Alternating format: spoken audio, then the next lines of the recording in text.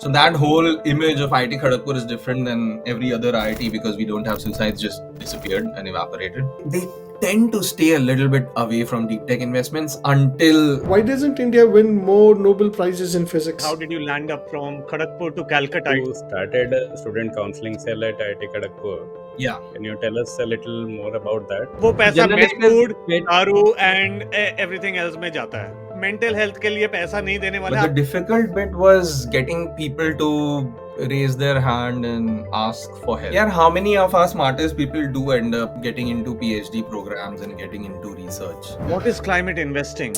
I prepared really hard for a year and didn't get in, and I had zero preparation the next year and I got in. Where you moved from consulting, why you moved from consulting, and how you moved. Environments like Mckenzie for a young associate. Is that something which has worsened over the years, or has it always been like that? How did you land up in the UK? Which are your top anti-portfolio companies? I mean, to Yeah. me, it's like everything is climate related. Yeah, after IIMs, a lot of us, most of us, do end up in fairly high stress jobs. What can you measure and what can you drive social change through? Is what's a deep tech? Okay, this is as deep as I can go, and everything else is deep tech.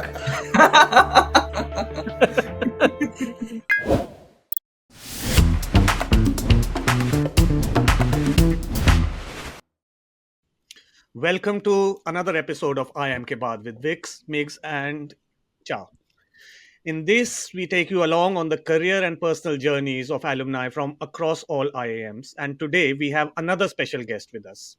Ahmed is an IIM Calcutta alumnus. He's worked with Mckenzie in consulting and is currently a deep tech and climate tech investor. Welcome to the show, Ahmed, and thank you for joining. Hey, thank you, Migs. Thank you for having me. Ahmed, we'll broadly split out our conversation on why and how you came to the IIMs, what you've been doing ever since on the work front, and even personally, what have been your career paths, countries, and we all hope to learn a lot from you today, not just the three of us, but all our viewers. So let's begin. Ahmed, where did you grow up, and why or how did you manage to land up at IIM Calcutta? Over to you. That's a very long one.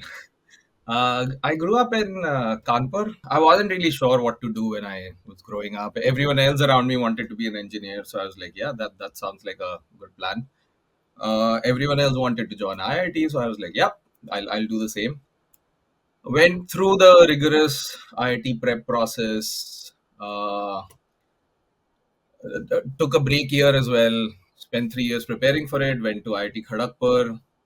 That period at IIT Kharagpur has been like hands down the most fun I've had in life. Also, probably like among the most hard work I've done in life, right? And spent about 5 years there. Studied physics. Very quickly realized that physics was not my real calling. I absolutely enjoyed physics in school, and I thought, let's just continue it in at undergrad as well. But I realized all the fun stuff just moved into engineering. All the extremely theoretical and mathematical stuff ended up being physics. Fun fact: I had a friend who was studying maths at IIT, and they were probably like a year behind us in terms of the maths they were studying. So physics students were actually studying more advanced maths than people who were actually studying maths. So at IIT I decided let's just do everything else that I can because academics is not going to be my strength, and ended up doing that. Tried to find anything and everything that I could do. Did that. Organized our cultural festival. Played water polo for our inter-IT team. Did fairly well in that. Set up the counseling center at IIT. Did a bunch of other very interesting things, and then graduated from IIT. Yeah, very quickly, that reminds me, Ahmed, we recently had a guest who was a gold medalist at IIM Bangalore, and before that, he was in IIT Madras. Yeah. And he wanted to do physics. Yeah. But he ended up doing, I don't remember which engineering at IIT Madras, only because IIT Madras didn't have physics. Yeah. Can you believe that? And now we have someone who did physics in No, I absolutely wanted to do physics. He couldn't go to, he got in IIT Bombay, which had physics. Yeah. But he was from Chennai. His dad allowed him to only go to Chennai Yeah. or Madras. To be fair, So was that one of your concerns? I mean, you were from Kanpur. Did you go to Kharagpur because you didn't want to go to IIT Kanpur, or was it irrelevant? No, that was relevant. Uh, there was in the back of my mind, I didn't really want to go to IIT Kanpur because parents are going to be living right next to you. I had friends and seniors who did that, and their parents would visit them every couple of weeks. They would spend their weekends with their parents, and I was like, "Nahi yaar, ye nahi ho payega." So that was probably the prime driver, but also, yeah, Kanpur physics was very coveted. It closed before my rank, so I just couldn't get it. So Kharagpur physics was the only one I could Isn't get. there a benefit of being close to your house कि मतलब weekend पे laundry लेकर जा सकते हो and those kind of things? यार वो तो होता ही है absolutely there's no two ways about it but then on the other side यार colleges can be about discovering yourself and understanding who you are as a person and a lot of times I feel like living alone and away from your family and kind of rediscovering yourself helps and I don't think इतना ज़्यादा सोचा था मैंने back then but What was now the I feel IIT like Kanpur का cut माने कहाँ पे cut हो जाता था IIT Kanpur physics? IIT Kanpur physics would be maybe like 200-300 before my rank, like maybe like around 3,000, 3,100. Whereas I was 3480. Very lucky to get anything at any of the older IITs. But physics was an area that you wanted to get into, right? Or at that Back time? then, yes. Back then, absolutely yes. Yeah, when you get into an IT, you don't really know what different branches mean. What are you gonna do about it? My dad was a mechanical engineer, so I thought maybe that would be fun.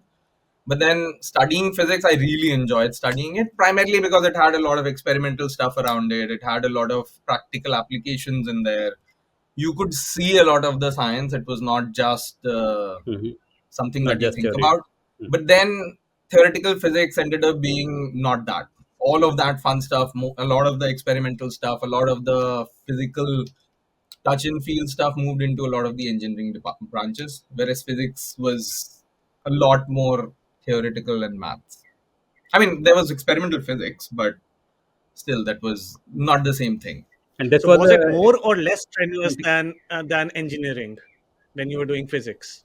It's a 5 year course, right? Not a four Yeah, year it's a 5 year engineering course, course. which is a bit weird. Hmm. Technically, IITs do a dual course because they help you save a year. So you do a 4 year engineering and a 2 years master's in 5 years instead of six. But science is anyway 3+2. So we did a चाउ single तूने भी year. तो 5 year किया था ना? चाउ that you were was an 5 year? integrated MTech. Yeah. Yeah, it was an integrated Right. MSc. It was a science course. I got Hmm. a BSc and a MSc, which I also realized was a big red flag for all recruiters. So like science students would just not get placed at all. That was just not an option for you. Oh, is it? They were like Why? literally like in the first during placements. I think in the first week there would be like 10 recruiters that would be open to hiring physics students or other science students as well. How many Sorry, science Chow. students were there, Ahmed, at in Kharagpur? Yeah, so Kharagpur has a fairly strong science community. I think it is the only one with that many courses. I think 200 odd, maybe 150 to 200 students. That's a pretty sizable Right. So number. you did physics for 5 years and then you decided to go to IIM, or was there a different sequence? Take us through that journey. How did you land up from Kharagpur to Calcutta? It Yeah, seems like just next door, isn't it? it is next door. Jota and Kharagpur. I did a course which was not like the main course for IITs, and I thought, yeah, thoda sa like I've been shortchanged. I didn't get the best experience I could have got at an IIT. So I thought B school, may I want to do something completely different. I need to go for the best B school, need to go for the best courses, etc. So I was pretty clear that I wanted to take GMAT and then go for a US B school. I was very set on doing that. Fourth year, mein, my girlfriend started preparing for CAT. So साथ mein, I also started preparing for CAT. And then she got in. She went to Bangalore. I'm Bangalore as well. Fifth year, mein, I was like, okay, fine. If I get in this year, we can just have another year together. So I started preparing fairly heavily during my fifth year. Did all the usual prep stuff, usual test series, etc., etc. Spent a lot of good amount of time preparing, but didn't get through. Got a decent percentile. Got shortlist from a bunch of the second tier, third tier IIMs, but not from ABC. And I was like, this I can't do that. I will not do like a mistake like that again. So I So by then, your girlfriend was already in IIM, yeah, or she was already, she she had a was in 4 year the same course, year? so she was in Bangalore as well already.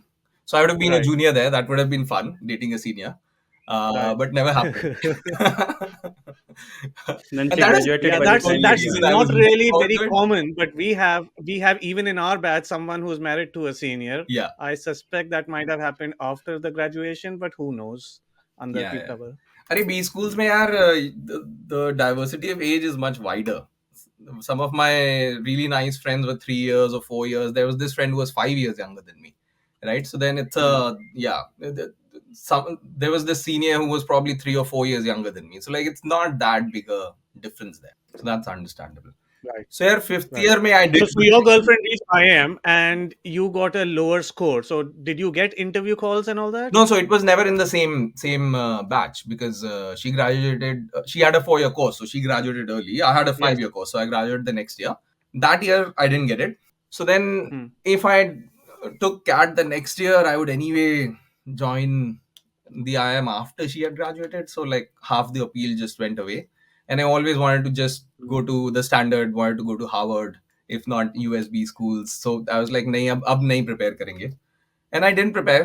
My brother that year was preparing for IIMs. He bought a bunch of IIM forms for his friends, and he realized one of his friend had already bought the form for himself. So he had an extra form. He tried to give it to some of his friends, never worked out. So he one fine day he just calls me. He's like, "I have an extra form. I'm just filling it up for you." I was like, "Okay, fine, fill it up." So that's how I ended up taking the CAT the next year. And lo and behold, with almost zero prep, with a party the night before I had my CAT, I ended up doing slightly better than the last time and ended up getting Bangalore and Calcutta as options. So yeah, that's kind of how I ended up there. So Ahmed, just taking one step behind, you did mention that you started a student counseling cell at IIT Kharagpur. Yeah. Can you tell us a little more about that?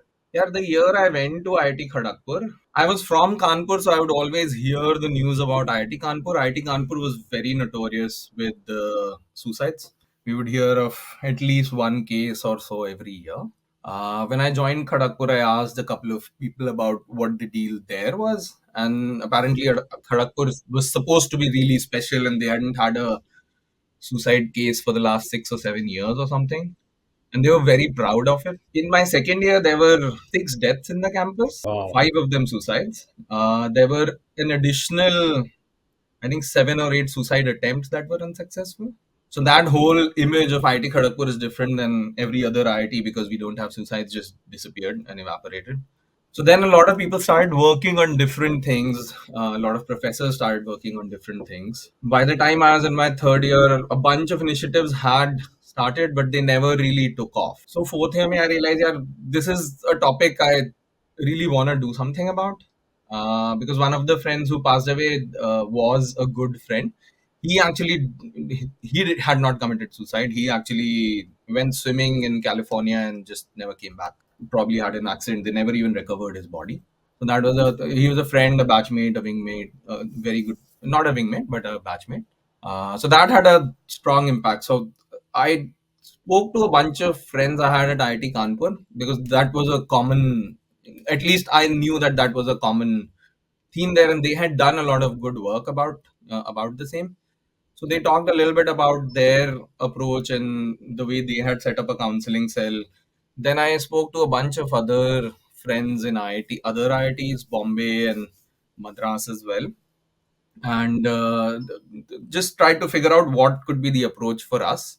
And it became fairly clear that we need to at least have like at least a counseling cell, or at least like a medical professional who specializes in something like that, or mental health in there. That got set up. That wasn't very hard to set up given what had happened in our second year. But the difficult bit was getting people to raise their hand and ask for help. Within the first few months of that being set up, I don't think not one person approached them.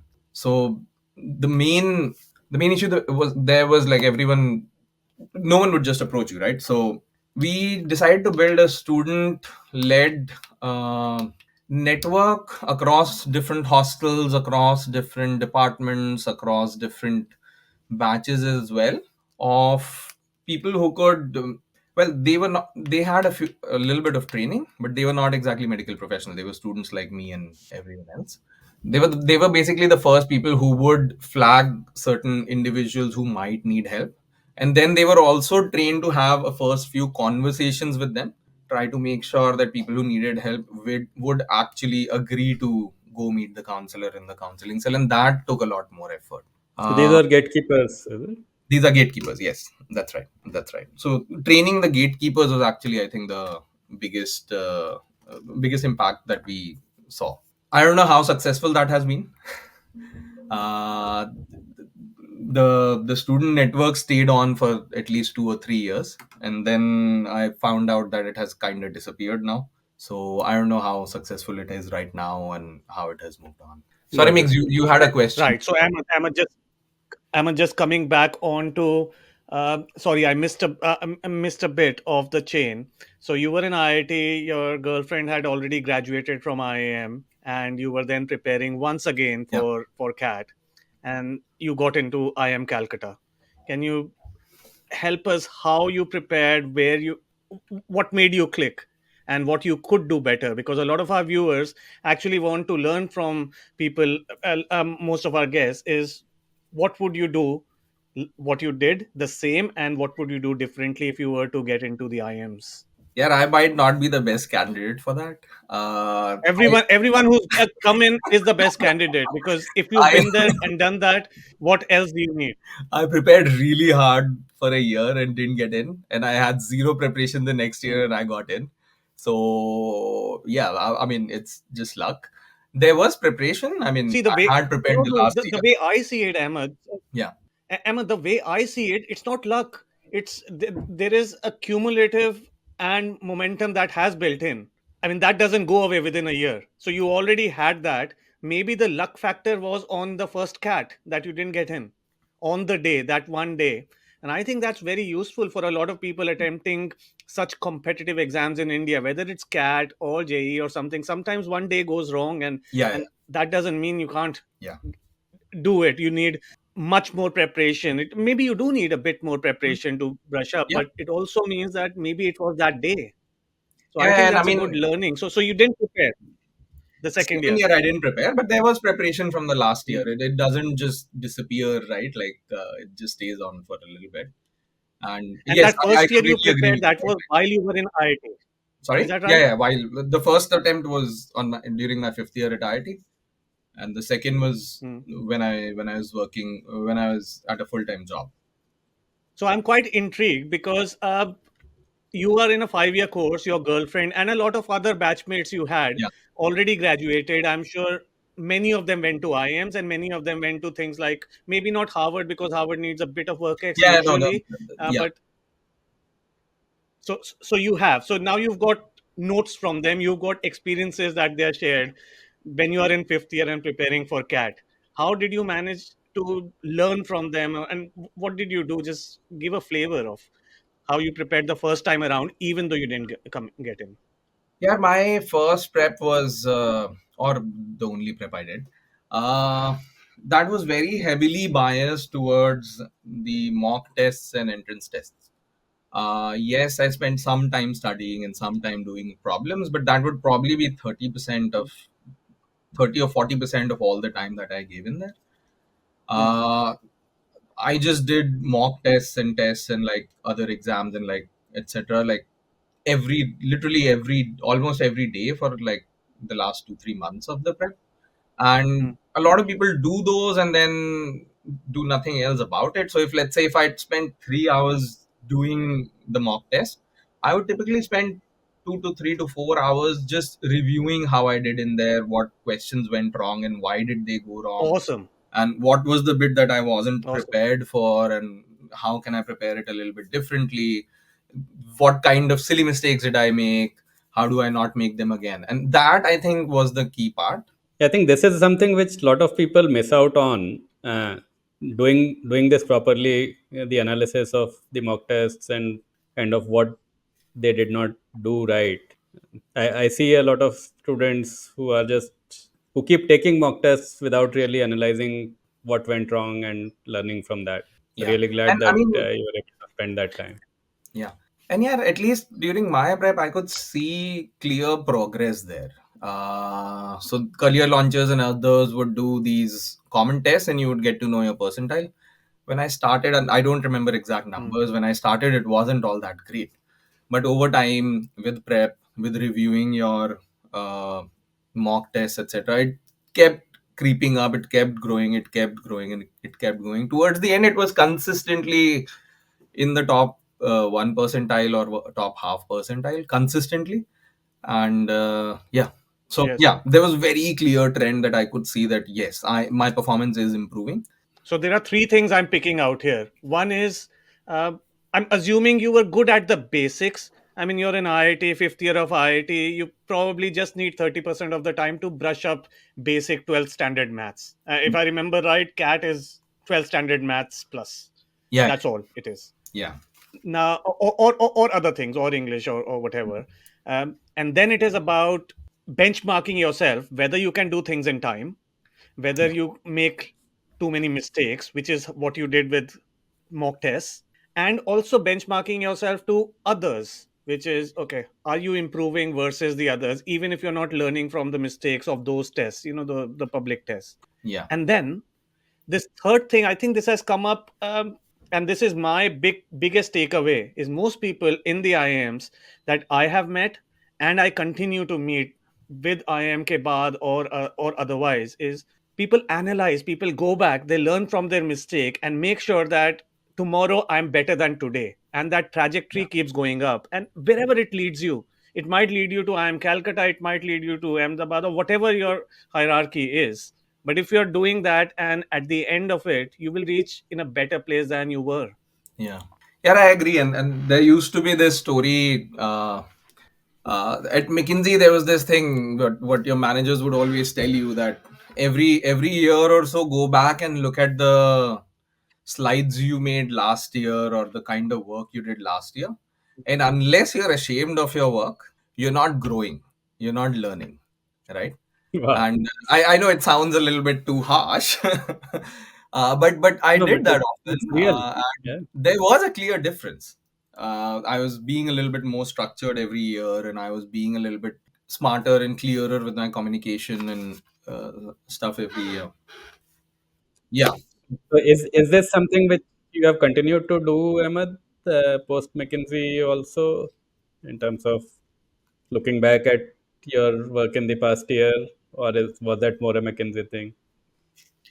yeah. As a VC investor, you cannot move away from your decisions. Your investments stick around with you for a fairly long time, and I think there's with how things work out, you end up always regretting the investments you make, even if they are good investments, because yeah, nothing's perfect. Even the best startups will go through good and bad periods, and yeah, so there's that.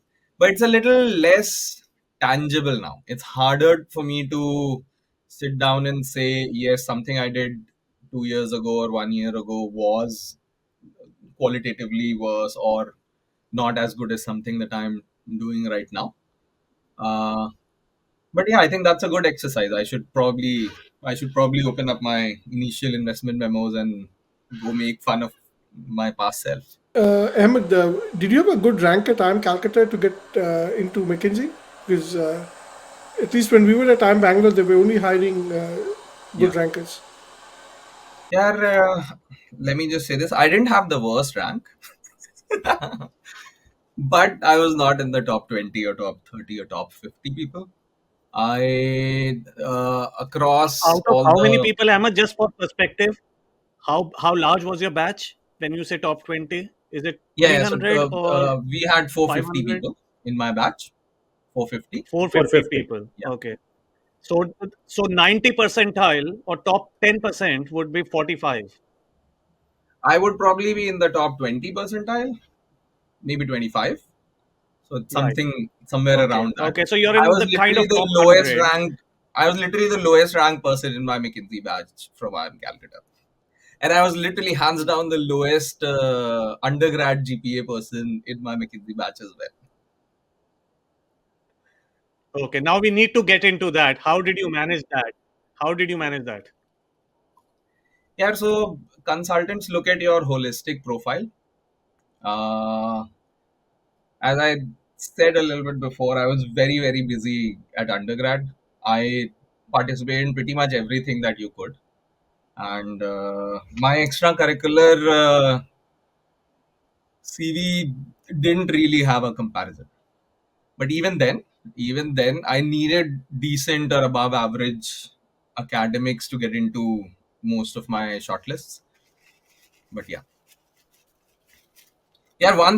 so the story behind that is once I realized that physics is not going to not going to take me where I want to go, will not get me the jobs I want to go for. I started doing a lot of things because I mean I have to build my profile, right? Like if let's say a particular company is going to hire one science student or one person from physics, I have to be that person, right? And my CV has to shine enough that it just stands out so much that people will make exceptions, right? So that's what I was aiming for. So uske liye, like I would literally do anything and everything that IIT had to offer. uh, I was in the organizing team for my cultural festival. That's It sounds fairly simple. It's not as simple as B schools. Getting sponsors in Kharagpur is not as easy as it is for any of the metro cities or for Calcutta or even Bangalore, right? Um, that was a lot of hard work. Parallelly, I also spent about, I would say, 4 to 5 hours every day in the swimming pool because I was on the inter IT water polo team. The first year I participated, we somehow managed to come fourth. By the time I graduated, we were hands down the favorite, and even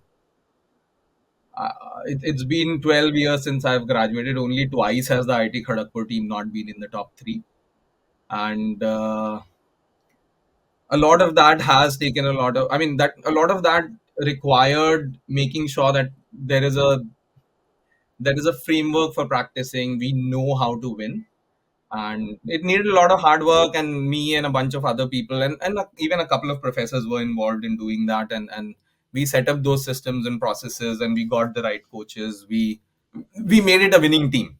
Ahmed, let me ask you this. It's a question close to my heart. Why doesn't India win more Nobel Prizes in physics? That's a good question. It's a hard question. There are Yeah, how many of our smartest people do end up getting into PhD programs and getting into research? Uh, some of them do, but that's not something that uh, that that our society really rewards or our society looks up to. If we look at, let's say, professors in across IIMs or IITs, there are a couple of regions that just dominate because, and that's Bengal to some extent, a slightly smaller extent Tamil Nadu as well, smaller extent Andhra as well. Most of the professors we see are from these three regions because people in these regions, for example, do push a little bit harder towards going into research. They respect people who become professors, who become researchers, right? Like culturally, uh, I don't think we support research as much as we should. But I don't know what the right answer there is. What are the three things that we can do to make sure we have more uh, more Nobel Prize winners or anything like that? You mentioned Bengal and Tamil Nadu, uh, and the first thought that came to my mind is it because that you have role models in these two states who have won a Nobel Prize, I or would is there assume so. something else here? Is Maybe that not a Nobel Prize, culturally? but there are so many role models around you who are professors and who are researchers. You know a lot of them, right? Like when I grew up, I didn't know a single professor. Like no one I knew went into academia. Literally, no one I knew went into academia. The smartest people around me became software engineers, became doctors, became lawyers. So those were the things I aspired to. I took up physics, but I never wanted to be a researcher. It is one of the subjects that you should pick up primarily if you want to be a researcher. I picked it up, but I never genuinely wanted to be a researcher. I wanted to get a job and make a little bit of money right after undergrad. But maybe that role modeling is probably like the largest reason out there. And I can understand it's something. So when I joined IIT Delhi for my integrated master's program, my Yeah. initial thesis was that yes, I'll go ahead and do a PhD after this and so on. By the end of the masters, I realized that no, this is not something which I can keep doing. Research is not for me. And what about it was not for you, Chow? I made a similar decision once, so I just wanted to, yeah. Yeah, so it's just continuing to do experiments in the lab, which are like so far from real life, is something that did not appeal to me. That okay, whatever you do, by the time it, even if it comes into the market, there's a very long path to it. I think I had a similar experience, but it was more selfish of me, I guess. uh, I did a research intern. I went to Switzerland and did a research intern in nanotechnology, published a couple of papers. One of them was in a very, very reputable journal as well. But yeah, the experiments needed a lot of patience. One of the experiments would take 20-25 days just to finish once. And then you would have had to do it hundreds of times with slight iterations and slight differences, and just to figure out why and how it is working or how to create what you're looking for. And I just didn't have that level of patience. Like, that would literally take me 2-3 years of experimenting just to realize if this one particular thing that I'm chasing is actually viable. Yeah. So yeah, for me it was just personal patience. I just lacked it. I I think if I understand. combine Vic's question, Vix, your question was why don't more Indians win Nobel prizes, and Ahmed was talking about he wants to get a job, and then Chow and Ahmed were discussing that okay, there is patience required and this and that, and if you put all of them together, and also go back to the history of at least the original Nobel Prize winners, not commenting on the last 10, 20 years because I don't know anything. I mean, they were coming from rich family fortune backgrounds, whether you look at Fleming or whoever, especially the English and British professors that I know in Oxford and Cambridge, they had family wealth. And that wealth flows into fortune, flows into patience. That fortune, in my opinion, my hypothesis, the more money you have, the more long lasting you can be to go with your research without being desperate to look for a job. And to me, that has been, if you look back at since independence, for instance, how many Indians, apart from royal families and certain other business families, how many of them have had the riches to have 10 years or 15 years of patience? And I think so far it has come, in my opinion, purely out of personal passion, which is absolutely important because fortune Yeah. can never create passion on its own. It has to be a combination of the two. So that's my starting hypothesis, Vix, on answering your question from what Ahmad and Chow were saying. It's a very important point, Migs, because in terms of if you look at the general profile of students who get into institutions like IITs and other premier institutions, the family wealth typically does not exist, Yeah. and it's their ticket to a new life, right? And Yeah. Yeah, I just asked Claude AI if there's a correlation between per capita GDP of a country and per capita Nobel Prize winners of a country, and it said there is a correlation in the data. Uh, thank you, Mix. I think that's a very valid point. I think we tend to And Vix, I think overlook. that correlation we need to check with Anand from our previous episode because I'm sure he can do that data visualization on all these correlations that we've been discussing, and do an awesome job of it. One tiny point it also reminded me, Chow, you were saying about IITs, and I love it that in India, whether it's IITs or IIMs, we have such an egalitarian intake process. At that point it does not really matter which background you come from, and even the professors, yes, as we heard from Professor Shorav and the others, they are mindful that you're coming from a particular background. They have a slightly different frame of mind when interviewing you from your economic and social background. yes, If you went to Harvard, Ahmed, which was your original Yeah. top choice, Hold and on, and hold on, so Migs. on, the number of I have a people which came slightly from hold on. I have a slightly different viewpoint on what you just said. Yes, I mean, I Yeah, complete tell me. respect, right? Like, I mean, what IITs and a bunch of our even medical schools and stuff do for our country is amazing. But I don't think it's perfect. I think it's still Yeah, in some way or the other discriminates against a lot of people. Some of yeah, those people have now, let's say, reservations or other means of accessing it. Other sections don't, right? Like a great example is women. There are very few women in IITs. There are disproportionately fewer women in IITs. Why? Because it needs a lot of preparation. For me, like I spent 3 years of doing almost nothing but studying for that exam. I know friends who miss their board prelims, 10th, 12th board prelims because they were like, why waste 1 week taking exams when I can study for IITs, right? Uh, every day was important, but I don't think a lot of women get the same opportunities in our country. At least this kind of a preparation, spending a lot of money on coaching, spending, I mean, a lot of people go and prepare in different cities where the educational infrastructure is better. I got a little bit lucky. Kanpur has a fairly decent coaching infrastructure as well. So all of that kind of discriminates against a lot of women. And yeah, I think so. There are still sections out there which are ignored by a lot of these institutions. I don't no, know. I would love I to have hear your two I have a opinion. points here. slightly One different is take. I absolutely agree that Yeah. IITs and IIMs can do better. And I'll IIMs, come on the back other to hand, are this actually point. doing fairly better. I don't know if you've seen the recent classes, by the way. Sorry, go ahead. No, no, absolutely. I am. And I was about to say that maybe you're still thinking that there is less gender equality because you went to IIM Calcutta, and this is the IIM Bangalorean in me speaking. Back in our day, we used to consider in the late 90s, IIM Calcutta was a sausage fest. It was the last IIM that, yeah, that continued the same. Yeah. But even they've all changed. All the IIMs have changed.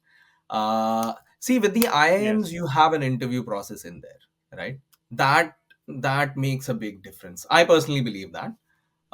Then you can look for a lot of other aspects as well. Whereas with IITs, there's just one entrance exam, and yes, it has a lot of advantages. It's pure merit and nothing else, which does a lot yes. of really really good for a lot of people, myself included, right? Like, but then yeah, some women are still ignored.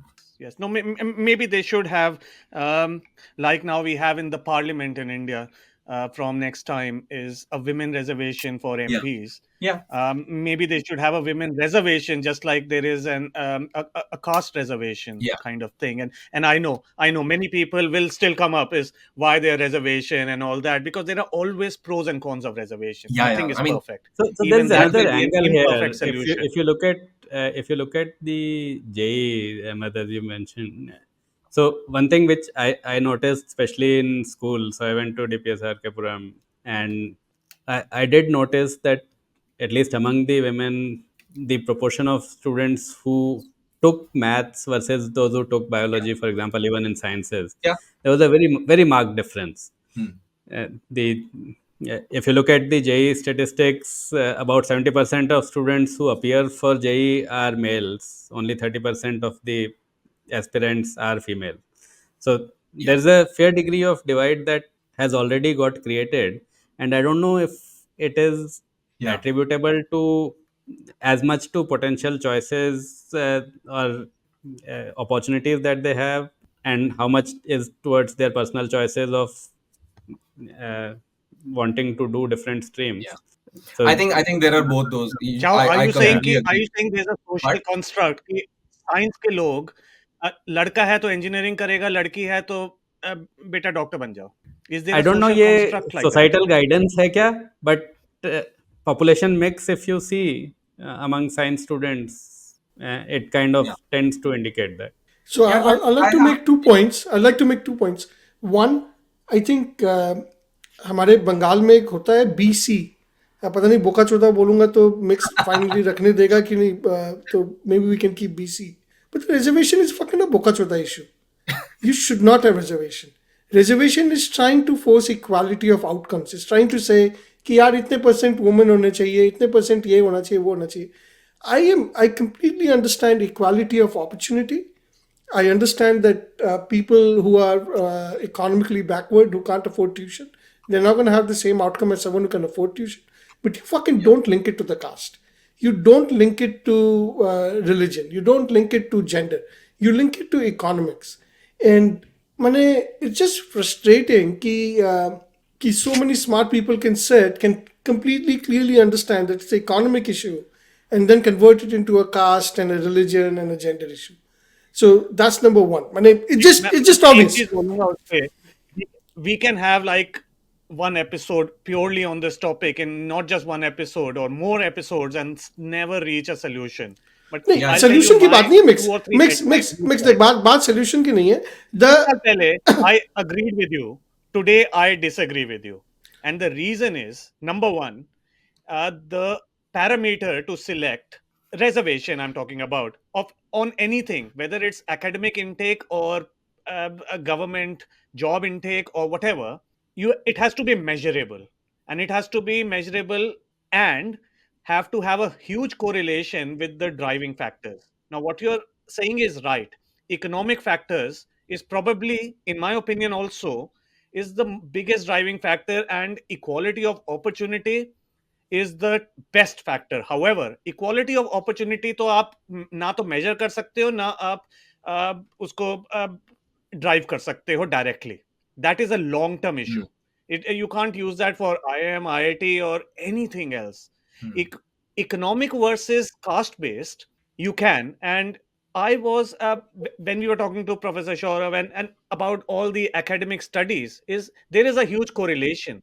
There will never be a perfect correlation on economics and caste, and there will be all those type 1, type 2 errors. But what can you measure and what can you drive social change through is a question. And I think India, this is my view, I don't know whether it will happen next year or whether it will still take 10 or 15 years. I think India is going to slowly move that caste based politics will play a part in that, from to an economically weaker section type of reservation.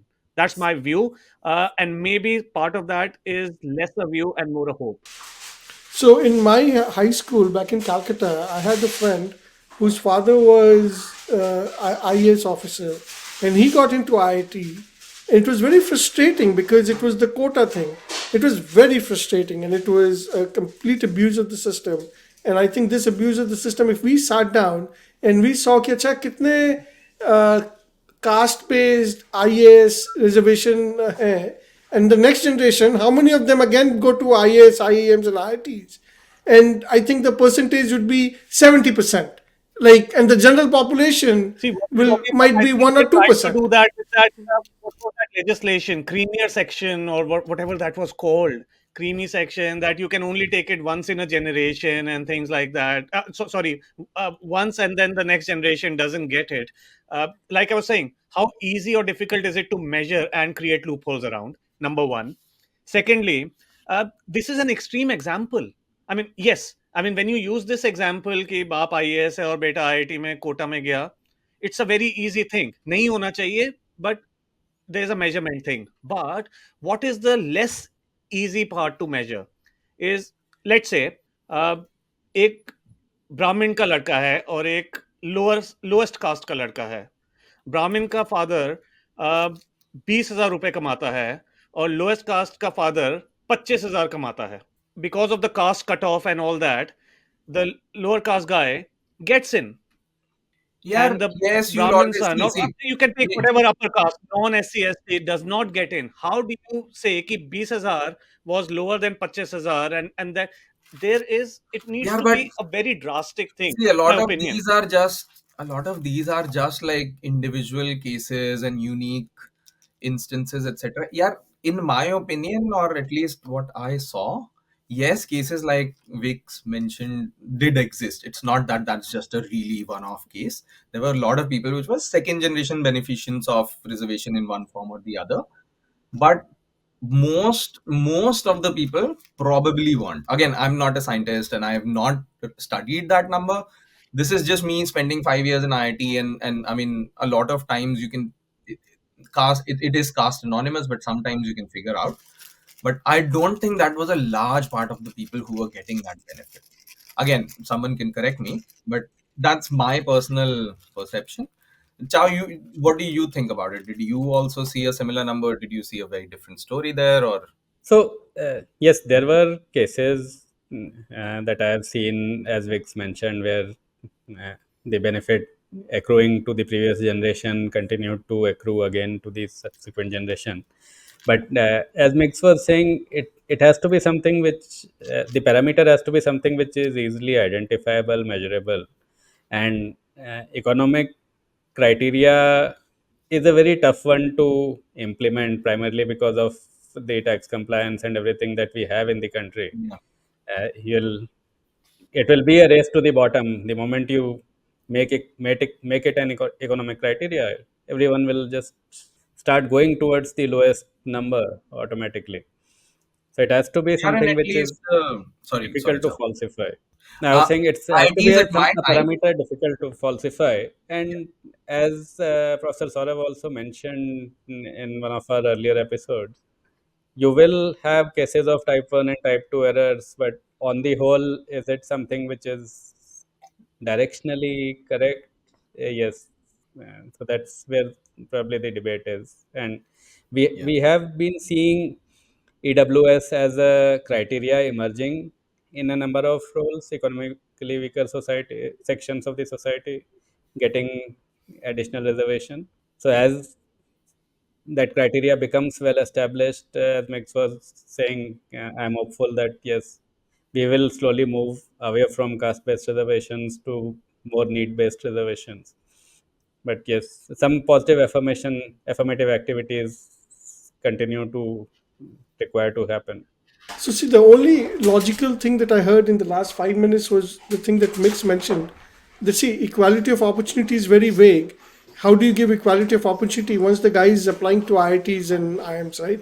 क्योंकि opportunity तो बचपन में चाहिए थी यार, अब तो IIT IIM में अप्लाई कर रहे हो, उसमें equality of Correct. Yeah. Opportunity बात करके क्या मैंने क्या करोगे. But other than that, everything else कि यार economics is a easily for first criteria, इसलिए कास्ट बेस्ड कर लेते हैं यार. इकोनॉमी मैंने caste anyway is a proxy variable for economy, मैंने that's इकोनॉमिक्स की not, अगर. but that's not the messaging, Vix. Do you disagree that there is caste discrimination in our country? Do you not think that is a genuine problem that even exists even today? It does. It does. I would say I, it does. I Yeah. don't think any of us are arguing that the solution that they've implemented is the perfect solution. I don't think it's perfect. Hmm. But that problem exists and they've implemented one solution for it. And over time, they will probably keep improving it. I mean, they added I think when they included the OBC one, they added a creamy layer angle to it, and which was a really nice one to do, right? Like at least there is one extra check. Uh, Again, a lot of things can be falsified, but yeah. But I think again, I reservation mean, that just slightly sidestepping, but Mix, that go ahead. just Let me. reminded me, Ahmed. Just one quick one.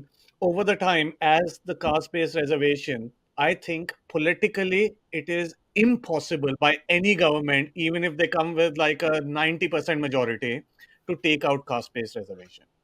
I think Yeah. it has There'll be gone on for self so long. immolations happening in Delhi if you even try to take it out. Exactly. Forget Delhi. I mean, there is going to be a huge thing. But mark my words, I think the one of the ways it is going to happen is everything is starting to come into OBC. Because this state you want Marathas to be, that state you want Rajputs to be. Sooner or later, every state will have, every caste will have some caste reservation in every state. और फिर कर लो. अब उखाड़ने हमने caste reservation नहीं निकाली. किसी government ने कास्ट रिजर्वेशन नहीं निकाली बट हर कास्ट रिजर्व्ड है which is the best way that no caste is reserved. But I do think, like you were saying, I think caste is a big thing. Reservation should be, it's not perfect. I also don't say that it's the least imperfect because there are less imperfect but politically very dangerous solutions, whether it's economic and all that. And sooner or later, I am optimistic that we will head towards a more egalitarian society on more than just one or two parameters of reservation. So one interesting part is when these reservations started. I remember we used to study. I don't remember which subject, but we studied when we studied the constitution. It was like तू fail हुआ था ना initially Indian society in transition में चाओ Oh, तू fail हुआ था वो 10 years का मेरे को डी रिजर्वेशन मिला था. था उसमें फर्स्ट टर्म में डी मिला था मतलब उसके बाद मेरा सारा अच्छा वो एडिट आउट ऑल करवा द देंगे यार. That D took out the DML aspirations from me Okay. So coming back, basically all these reservations were meant to be for 10 years, and then every government just kept extending it for 10 years again for a subsequent 10-year periods. So as yeah, one of you was saying, it's very difficult politically to kind of replace it with something else. And let's see, over the years, changes are happening in the system. We should be able to see potentially a better system evolve. I wanted to talk about two topics that are also close to my heart. One was reservation. The second one was me being a Marwari with the last name Kedia. It was difficult for me growing up in Calcutta. Like I literally, मैंने मुझे लगता है कि America accepted me more than Bengalis accepted a third generation Marwari in Calcutta. Like my grandparents were born in Calcutta, my parents were born in Calcutta, I was born in Calcutta. This is like third generation Rajasthanis in Calcutta. And I felt कि literally कि even cricket team में बचपन में ना और वो बातें रह जाती हैं कि मैं अभी भी थेरेपी में जाके बोलता हूँ आई फेल्ट सो रिजेक्टेड कि क्लास 4 में यार तुम आके खेलते नहीं बोला मैंने क्यों नहीं खेलने दोगे क्योंकि तुम बंगाली नहीं हो और तुम मारवाड़ी हो मैंने there is a difference like अगर बंगाली नहीं हो कि तुम मराठी होते तो फिर भी ठीक था पर बंगाली नहीं हो कि मारवाड़ी हो तो उसमें प्रॉब्लम है तो and that wasn't good. I think it has to be accepted that that in ways, uh, at least comparatively, India is less accepting, less welcoming to different culture than say America is, and then probably America is a country of immigrants and all that. So I felt that as a Marwari in Calcutta, third generation Marwari in Calcutta. What did you feel, Aslam? And then again, give me the truth. Give me 5 minute ka summary. Growing up as a Muslim in India, did you feel like what I felt growing up as a Marwari in Calcutta? There are too many aspects to that. A lot of times growing up, I didn't really feel that different. Except there was these individual cases where like someone says this one thing, right? Like as a Muslim, the first thing everyone calls you is like, "Yaar, tu to Pakistani hai." And I was like, "What?" uh, like in the middle of for no reason, right? Like, and that was fairly, and a lot of other stuff like that. So I faced a little bit of that growing up, but a lot of the discrimination that I faced, I never actually realized I faced it, right? Uh, when I moved to college and when I grew up, and later I realized I had done a lot more for, let's say, my school's house than a lot of other people, and I never became the head boy for that house. And if you look at, like, our school has a very clear point system and all of that, right? Like my points were like 3x of the guy who came second. I would do sports, I would do a lot of academic stuffs as well, I would do a little bit of cultural stuff as well. But then why was I not the house captain? And then I go back and look at who was. He was the same caste as the teacher who headed my house, right? I never thought about it till like I met someone 5 6 years ago, right? 20 years after that happened, and I was discussing something else, and that came up, and I was like, wait, what? That happened? I never thought that happened. To be honest, IITs were different. The IIT was very different for me. Very rarely would I feel that I was different because I was from a different religion. And I think that was especially true of Kharagpur because it's so remote and so out there that it just becomes a universe within itself. And I think IIMs are also fairly similar. I don't think there was any discrimination, if I'm being honest, that I felt in those two areas as well. Even professionally, I don't think I'm talking for everyone, but I think have been fairly lucky that I've not felt a lot of discrimination around that. That might have started to change now. Uh, when I talk to a lot of people, a lot of my school friends, the tone is a little bit different. The way they talk to me is a little bit different. I don't know what has, I mean, they bring up a lot of very interesting, I mean, the usual WhatsApp University, or I mean, Indian media is very amazing at dividing people. So they bring up a lot of really random things. uh, so I think there has been a change in that. I'm not saying that that discrimination didn't exist before.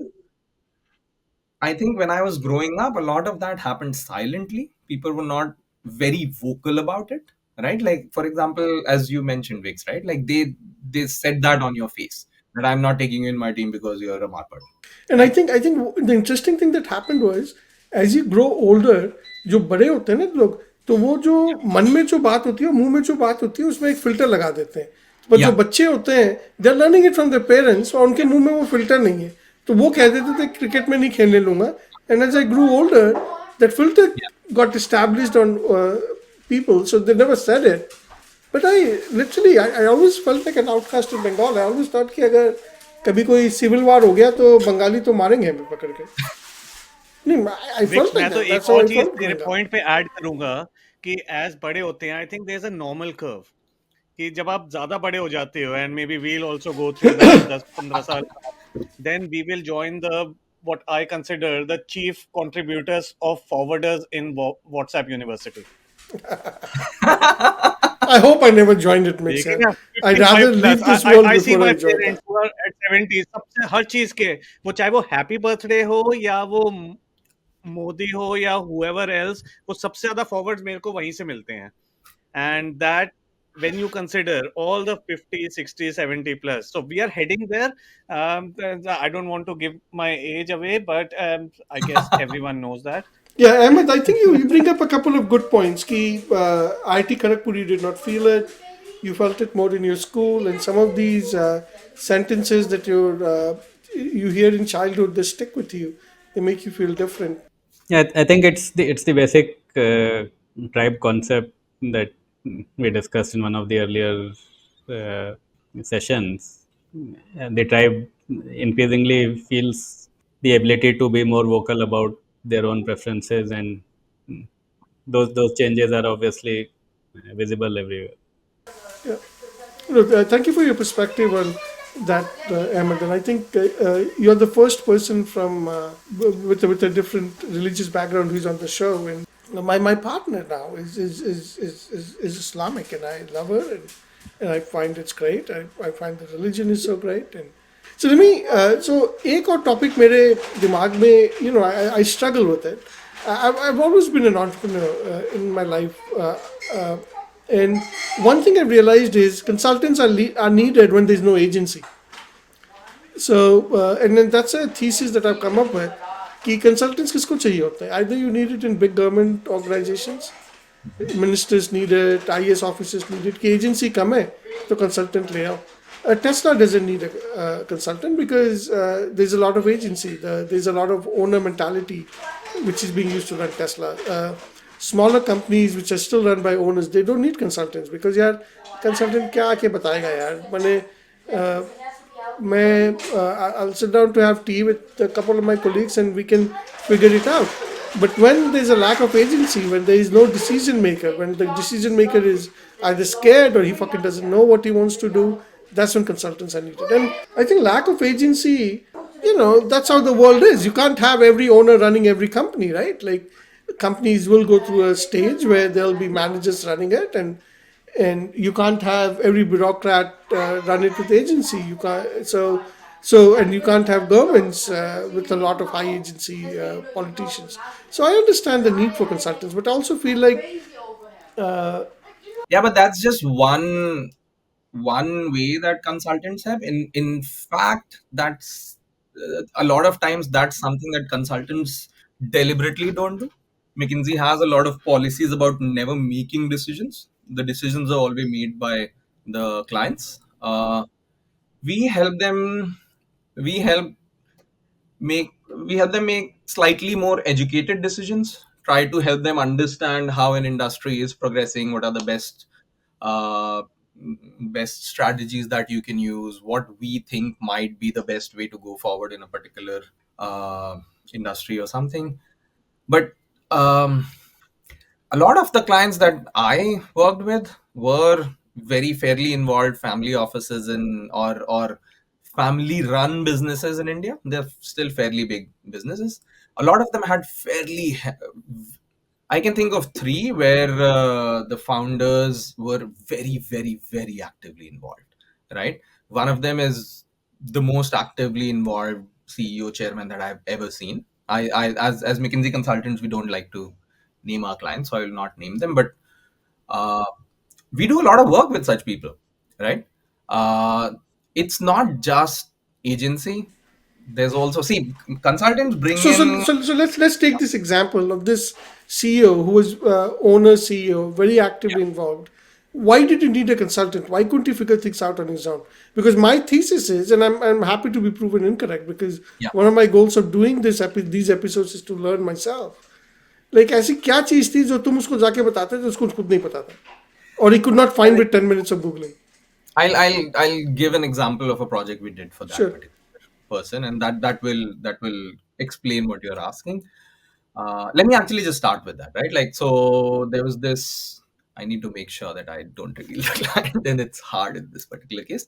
There's this particular pharma company that was growing significantly fast at that time, and because of the speed at which they were growing, they were looking to hire a lot of senior management, general manager and above, and they were unable to hire them because it's a relatively small market, right? So when we joined them, they were hiring one or two general managers a month. They had 20-25 open positions, and they were creating one or two new positions every month. So they would have never been able to hire enough general managers and above there, right?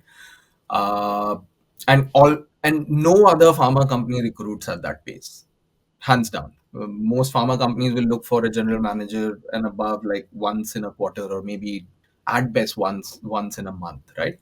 No one in pharma had ever recruited like that, but IT does. A partner, a McKinsey partner who has also worked with IT companies, or I mean, McKinsey brings in that expertise. We also work with IT companies. We know how they hire, right? They hire 100 and 200 general managers and above every month, especially because there was a boom period where they were growing at 30-40% every year, right? We take the best practices from there, customize them a little bit, because you can't just take something and fit it here. It's a completely different industry. The supply and demand is very different, and build that engine for them, right? And train their people to do to get involved as well. So, for example, in this particular case, they were hiring one or two general managers a month. When we came in, by the time we left, they were hiring 15 to 20. And by the time I particularly left, they had hired about 70 to 80 people through that program. That would have taken them 10 years before we joined it. It happened in a matter of months, right? So it's a consultant will never tell, let's say, a pharma company CEO about what their company is good at. They're already very good at it. They've been doing it for years, right? Like they've been doing pharma for 20, 30, 40 years. A consultant, let's say if I talk to a procurement, if I'm doing a procurement project, the chief procurement officer of that company has done that for 30, 35, 40 years. A McKinsey consultant typically is fairly young. Even a partner is fairly young. Most of the team has 3, 4, 5 years of experience. We are never going to tell them about how their company works or how their industry works. A lot of the job is getting best practices from other places and fitting it into that particular and that yeah fitting into that particular company, that particular industry, that particular context. And the second part actually takes a lot more effort than the first part. Finding best practices is pretty easy, right? But a best practice that works for private equity may not necessarily work that well for an oil and gas company, but there are ways that you can customize it and make it work. So that's one of the use cases that No, I think that's an interesting dimension you tell me कि अच्छा चल विकास pharma company है, pharma company के CEO को pharma पता है, but he doesn't know best practices in recruiting. तो ठीक है, we can come in and we can tell him best practices in recruiting. But how is that different from asking Google? और मैं तो अब चैट जीपीटी की बात नहीं कहूँगा, yeah क्लॉड की बात नहीं कहूँगा, because they're fairly new and they were not there when you were there. yeah So, but what's the difference then, like just Googling for the best practices to hire senior level employees? I mean, yeah I'll This is a get a very good document which question. will. See, You're asking it now when we have chat gpt. The same question was asked when internet became a big deal and Google became a big deal. The same question was asked a few generations before that when printing became like a big deal. But again, the point is, the first step, finding best practices, isn't the hardest part of the problem. I'm not saying it's easy. There are best practices which exist in different parts of the world, and they have their own advantages, they have their own disadvantages. Understanding that also takes effort. But I personally believe there's a lot more effort in customizing them for that particular client, right? For that particular problem. So what I And want to understand is, could the founder CEO sit with two of his colleagues and yeah, on a for a tea break and take a printout from Google of the best practices with 10 yeah. points on it and say कि चल यार इसको prioritise करते हैं इसमें कौन से 3 point follow करने हैं and saved McKinsey billing him 1 crore. Mckenzie will bill him a little more than that. Uh, but the see, it's not that easy to look for best practices for one thing. There are hundreds of best practices that exist in each industry as well. There are many different industries. There are many different geographies.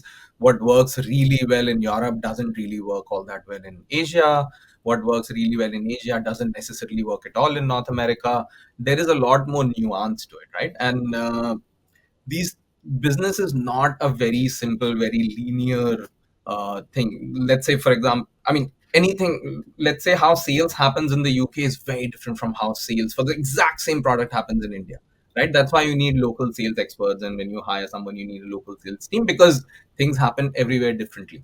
So thinking that there is this one general best practice that everyone should employ and it'll work for everyone in a particular industry as well, that just doesn't So exist. I agree that the way recruitment would happen in India is different than in Europe and US. But still, how much of it is more than common sense? How much of it is more than what they couldn't have figured out on a 15-minute tea break? Yes, but that's a really good question. You hire consultants to bring in that common sense. If you've been selling, let's say, IT software for 20 years, you're really set in what works and what doesn't work. If you're going to a new geography, you'll try the same approach that you've done. Whereas a consultant brings in a lot more first principles or just basic logic out there because they can look at the problem from an outsider's perspective, whereas you, as a, let's say, a business owner or business manager, will never get that perspective because I you're don't so think so. I hyper think in that. that's a very strong statement to say that I, as a No, I business don't mean owner it or an personally. entrepreneur, no, but again, anybody, that variable X can be replaced by anyone. Yeah, But I still don't get it. And again, I do want to get it. I do want to get it. I have I do want to get it. It's not that I'm coming from a point where I don't want to get it because I'd yeah, like to have more impactful remaining 20-25 years of my life. And the way I live a more impactful life is if I can live a more exponential life. And the way I live a more exponential life is by working with good people. And what I've realized is that it's much better to hire good graduates than to hire consultants. Like, I would rather hire good graduates and then have a culture within my team of thinking from first principles and coming up with answers than having consultants. I just don't get it. I still don't get it. I And really can want I to add get one it. more thing to Vic's question? I want to add one more thing. Is Ahmed, uh, is your perspective about consulting uh, anywhere related to the type of companies you're consulting, or in your experience, as in, are you consulting startups? Have you any experience in consulting to yeah. 5 people startups or even 50 people startups, or Mm. is that 5,000 people Series F plus ventures? Yeah. Yeah, with the price tags that McKinsey and MBB especially come in, it's almost impossible to serve fairly early stage companies. It'll the m- A lot of consultants do try to serve relatively early stage companies. Those are still companies which are either already unicorns or are on track to be unicorns in 6 to 9 months or a year. You're saying unicorns are early stage companies? For consultants, yes. For MBB, those are early stage companies. That was Right. while I What's was what's at MBB? McKinsey, Bain, BCG. Okay. They're typically the leaders of strategy consulting. So for them, yes, with the kind of fee that they charge, it's much harder to justify it for smaller companies. Traditionally, their traditional clients are giant business houses, the largest businesses out there, right? Like your top 100, top 500 businesses in each country. They are the traditional clients for MBBs. And the small initiatives that they will implement will, I mean, give you big bucks because of the scale of those companies. But having said that, a lot of consulting firms are trying to figure out ways of getting into slightly more early stage, slightly more entrepreneurial companies. I did work with a few entrepreneurial early stage companies. For me now, I'm an early stage investor now. So for me, those are extremely late stage companies. But back when I was at McKinsey, those were early stage companies. They were, yeah, unicorns or companies who would inevitably become unicorns in the next 6 8 months.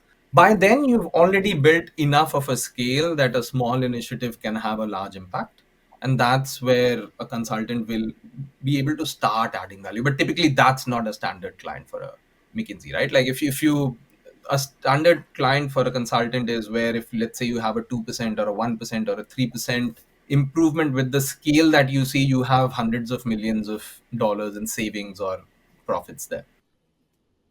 So one of the things you said consultants add, Ahmed, is bringing perspective from a neutral perspective. And It's not is necessarily a that neutral perspective, related to but scale?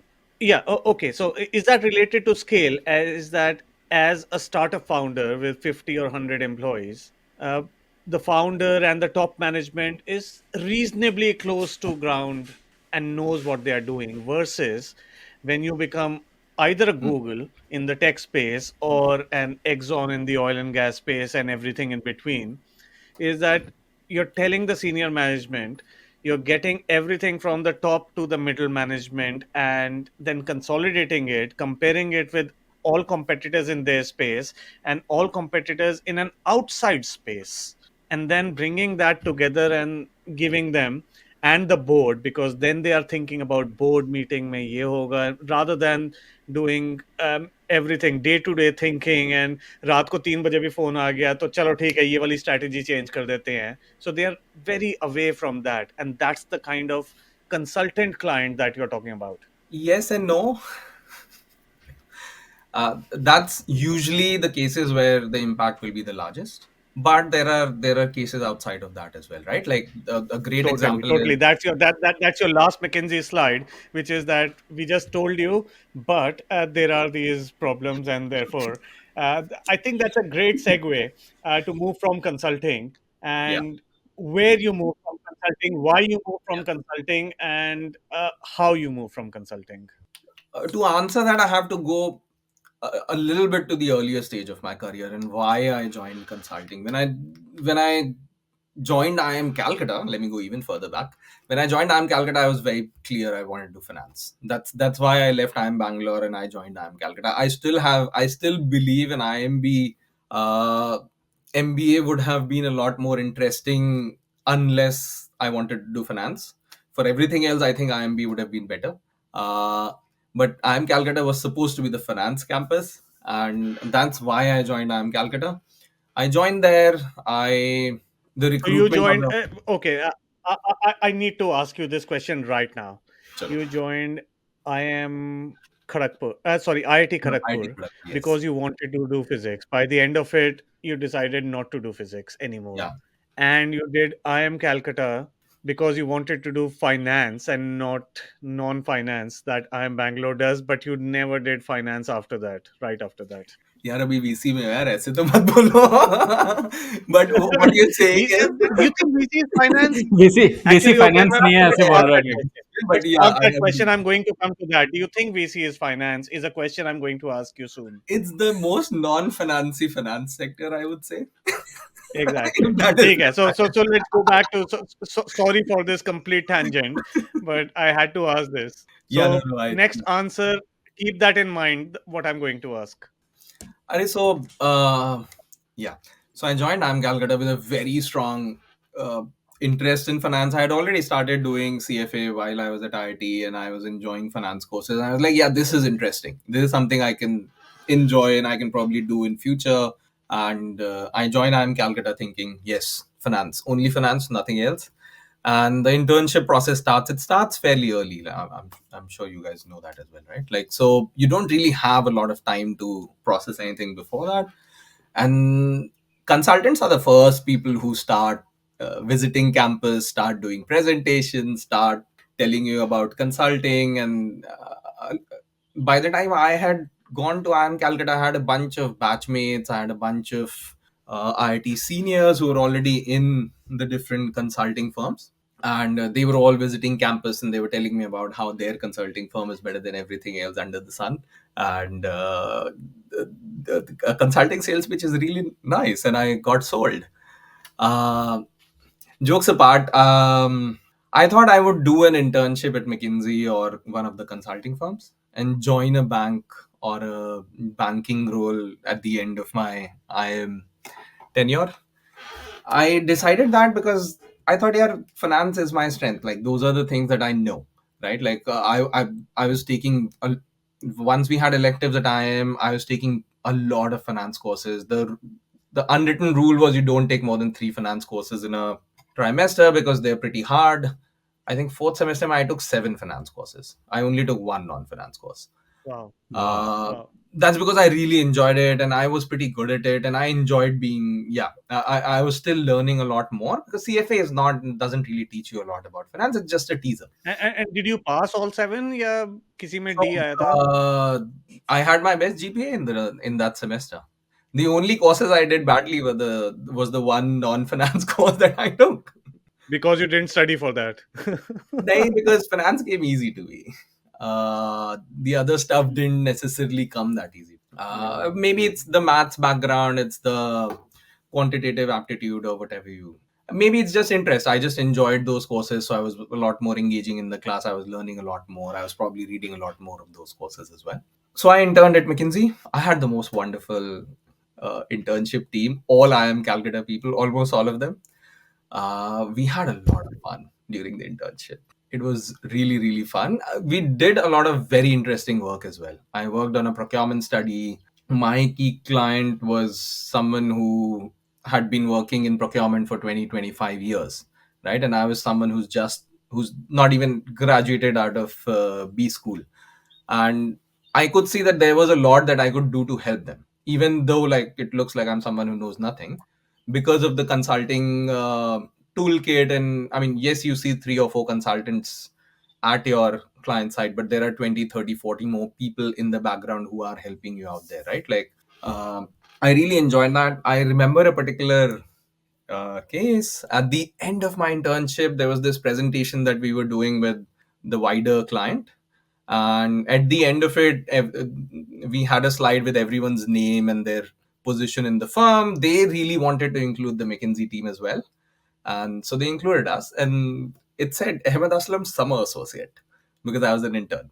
uh, and so there's a lot of these guys. This one guy at the back raises his hand and is like, everything else is fine, I have this one question on the last slide. And then we go back to the slides. Why does it say summer associate? What do you do during winters?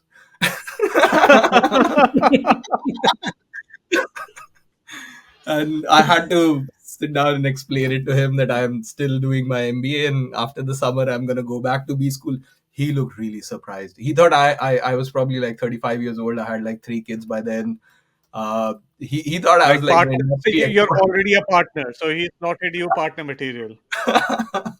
Well, I don't know about that, but yeah, No, but I this had is a an lot of fun interesting during the part, internship. Ahmed. I've also observed.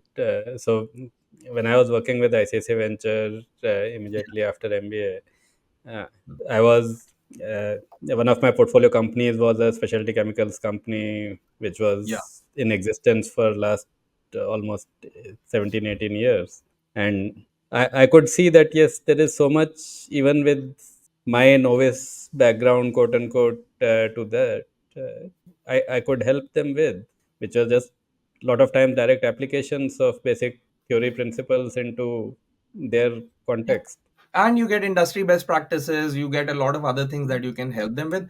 Again, the other thing is also the learning that you get, right? Like this is someone who's been doing procurement for auto ancillary companies for 20 years, right? There are probably 10 more people in the country who knew about that particular area than him. He's among the top Correct. 10 people in with that expertise. And you're learning that from him, right? Like I probably learned like 5x more than what he learned from or what I helped him, right? And that No, happens with definitely. every project and that happens with every particular assignment that you do. So yeah. So uh, I was done with the intern. I come back to campus, and I'm like, yeah, Hmm. this was too much fun. Can I do it again? Can I do it for maybe one or two Acha. more years and then go to banking? And then it's Interesting. just so happened that it was a particularly bad phase for banks the year that I was graduating. Hmm. So I was like, nah, let's just go to McKinsey. It's gonna be fun. We'll have fun. I did have a lot of fun, but it was Hmm. also a lot more like the work was much harder than what it was during the internship. Yeah.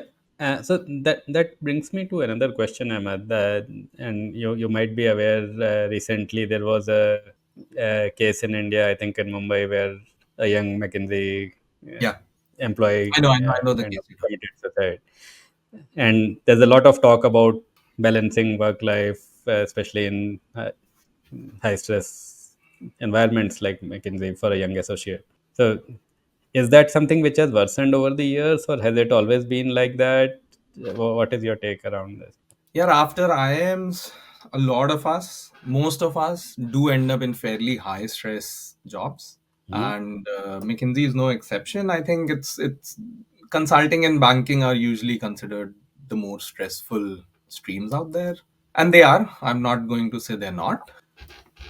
My experience in McKinsey was that there are other ways in which McKinsey helps, or consulting in general as well, helps make your life a little bit easier in a lot of ways. Um, but it is a stressful job. It is absolutely a stressful job, and I know this particular case really well. I mean, all McKinsey alumni groups have been buzzing with this particular case because that never happened before, right? Like, I mean, Correct. that's something that you associate with undergrads very rarely, even with B schools. Even B schools are fairly strenuous, but that doesn't happen.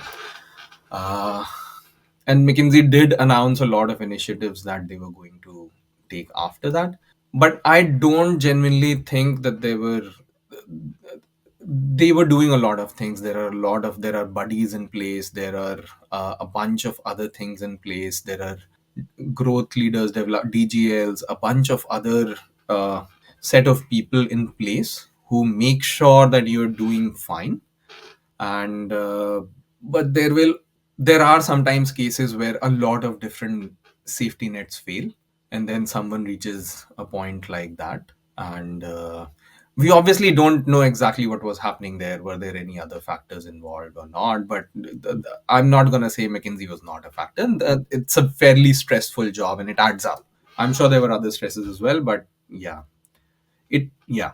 I don't know if I have a conclusive thing to say there. Chow, I think Chow, um, Hmm. I think you should work with not just McKinsey, but all these other high stress environments, whether it's Yeah. consulting or investment banking, etc., and see what are those stress factors and how to reduce them. Because as you were saying, Ahmed, and I also know from other places, it's like companies want to reduce that.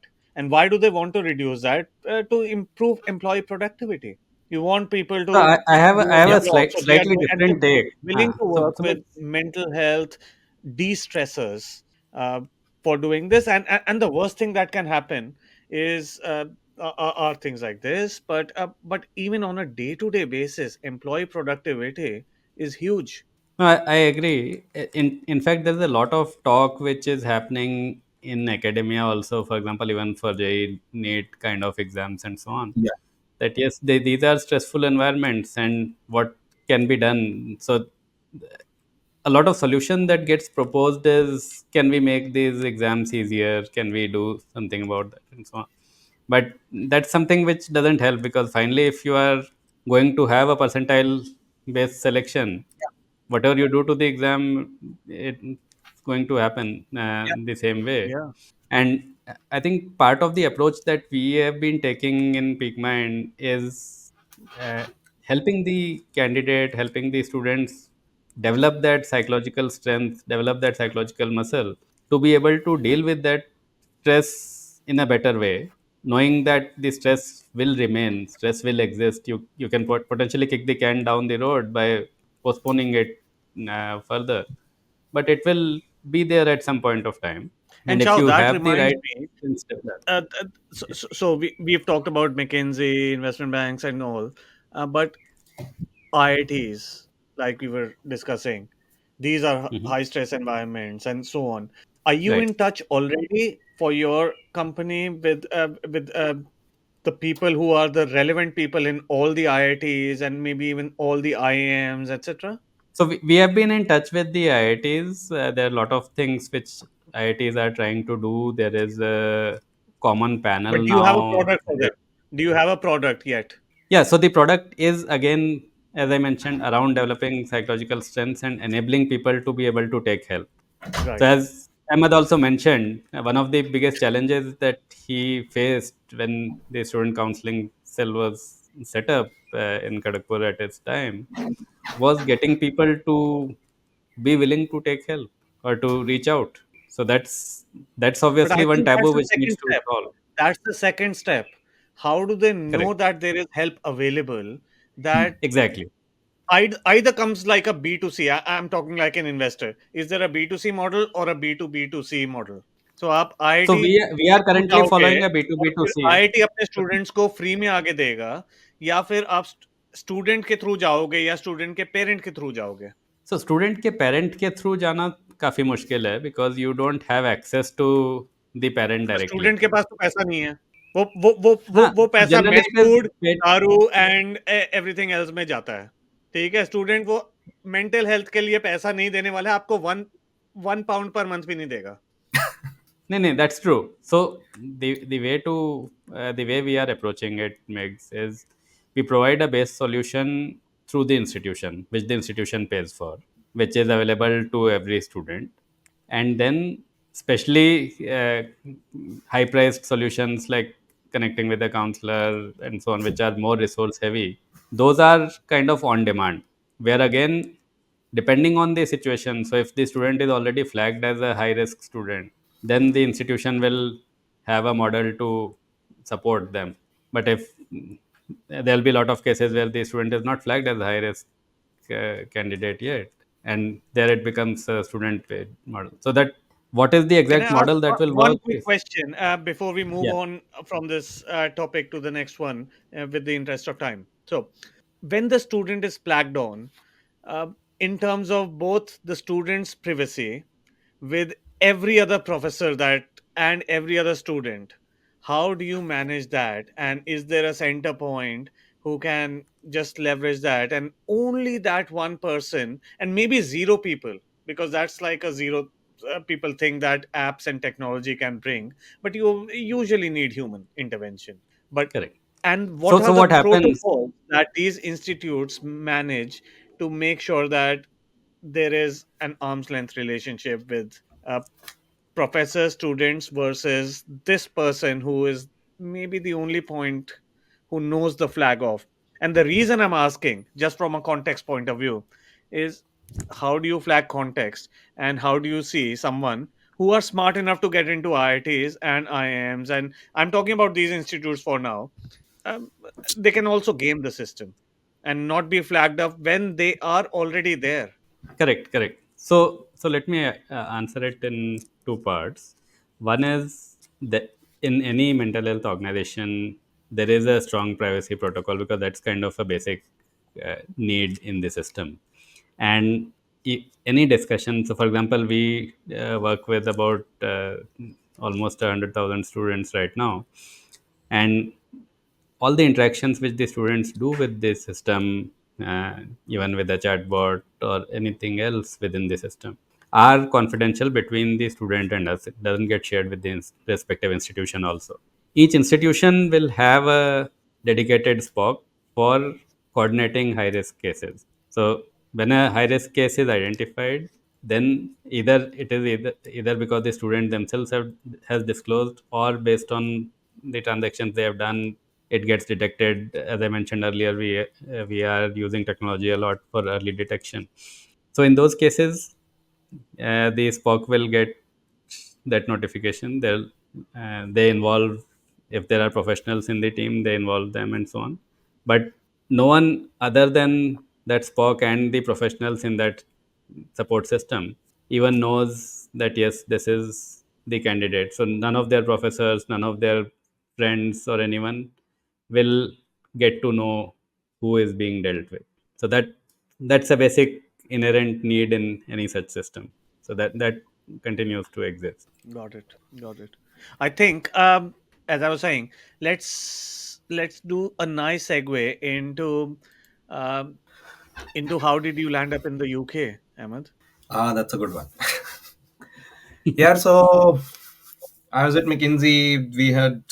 I had still been dating the same person for a while. We started dating in undergrad. Then she moved to IIM Bangalore. I was still at Kharagpur. Then I moved to Delhi or Gurgaon for my job. And then right after IIM Bangalore, my partner moved to London, and she's been here ever since. Um, I यार, तो so पहले पहले girlfriend बोल रहा था, अभी partner पे आ गया है। मतलब इज easy दैट बात लाइक, है अच्छा यार. हाँ, यूके में पार्टनर बोलते हैं, इंडिया में आईआईटी में गर्लफ्रेंड बोलते थे। It's just a more inclusive term, yeah.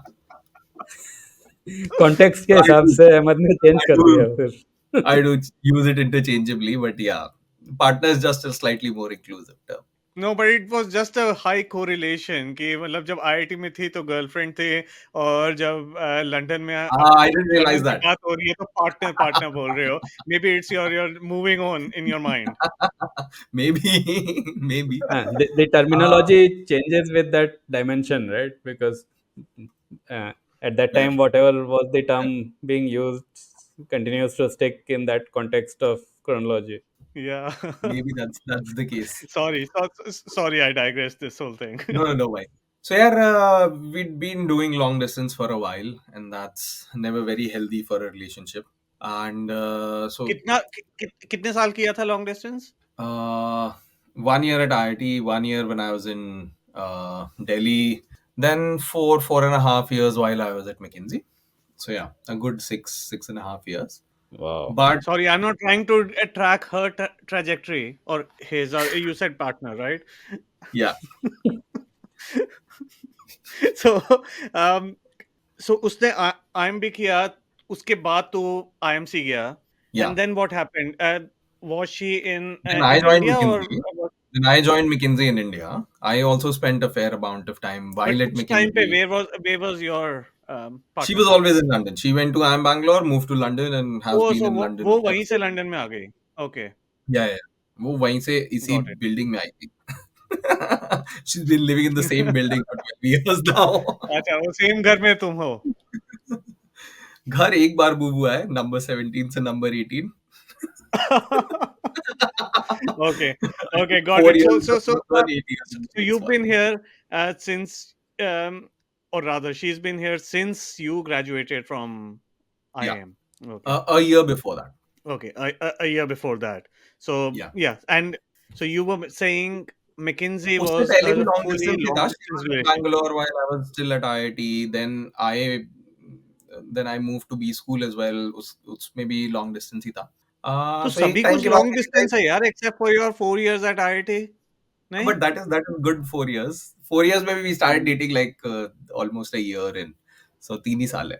got it. But yeah, that became fairly unhealthy, and we realized eventually we do have to land up at the same place. She worked with fairly complex financial products that don't necessarily get traded outside of London and New York. So for her, and with what she was doing, London was a great place to be. I back What then she was was in, doing private. is she in finance? Yeah, yeah, she's in finance. Yeah, she's still in finance. So is that the reason you moved from physics to finance? नहीं नहीं. So I अंदर wanted की to be बात in है. I mean, finance. you moved from Harvard to IIM because she was preparing for IIM. यार वो So तो I was हो गया just ना यार. having एक a बार thought. एक बार सिलेक्शन हो जाता है ना कैट में, तो यार वापस मुश्किल ही होता है यार. It's a hard exam to crack. Got it.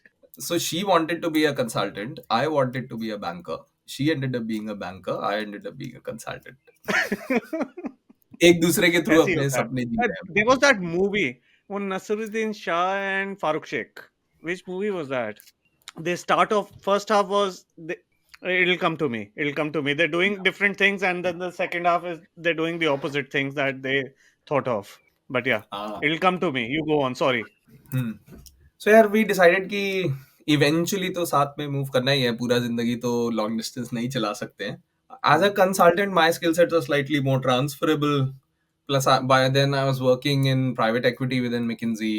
London is one of the strongest private equity markets out there. So it was pretty clear that I should move here. I tried moving within McKinsey as well. While I was at McKinsey, did a bunch of projects here.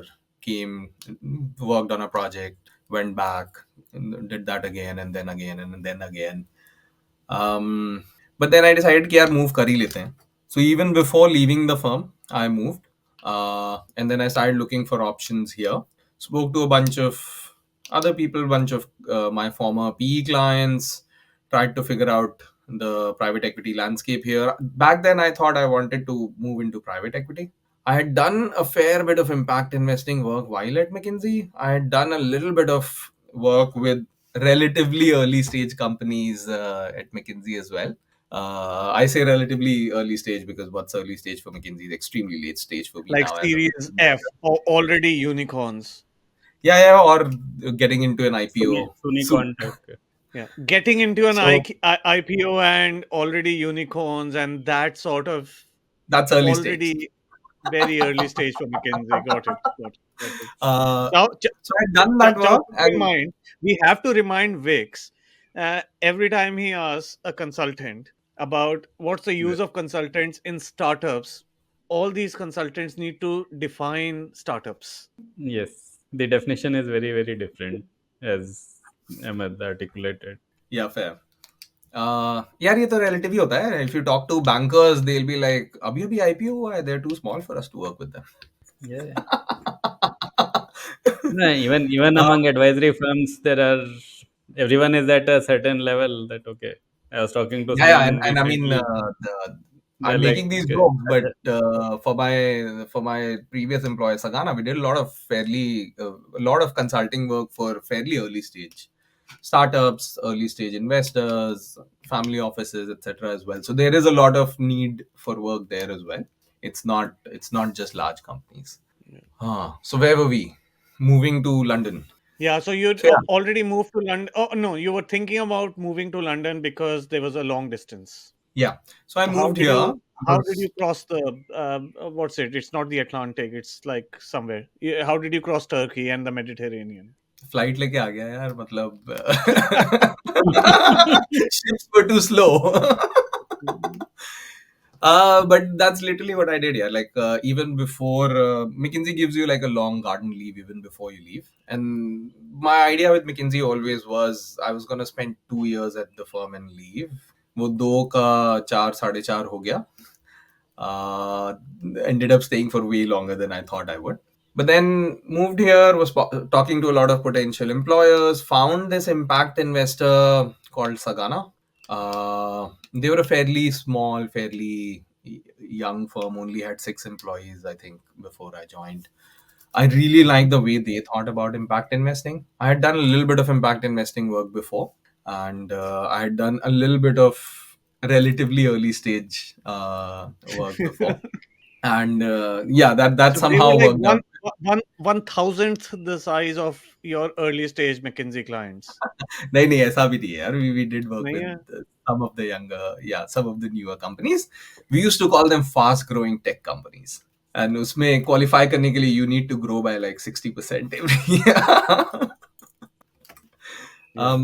So yeah, started working with them. Helped set up their climate investing business. Uh, by now we've set up multiple different sectors within climate as well. Their climate is one of their highest performing sectors as well.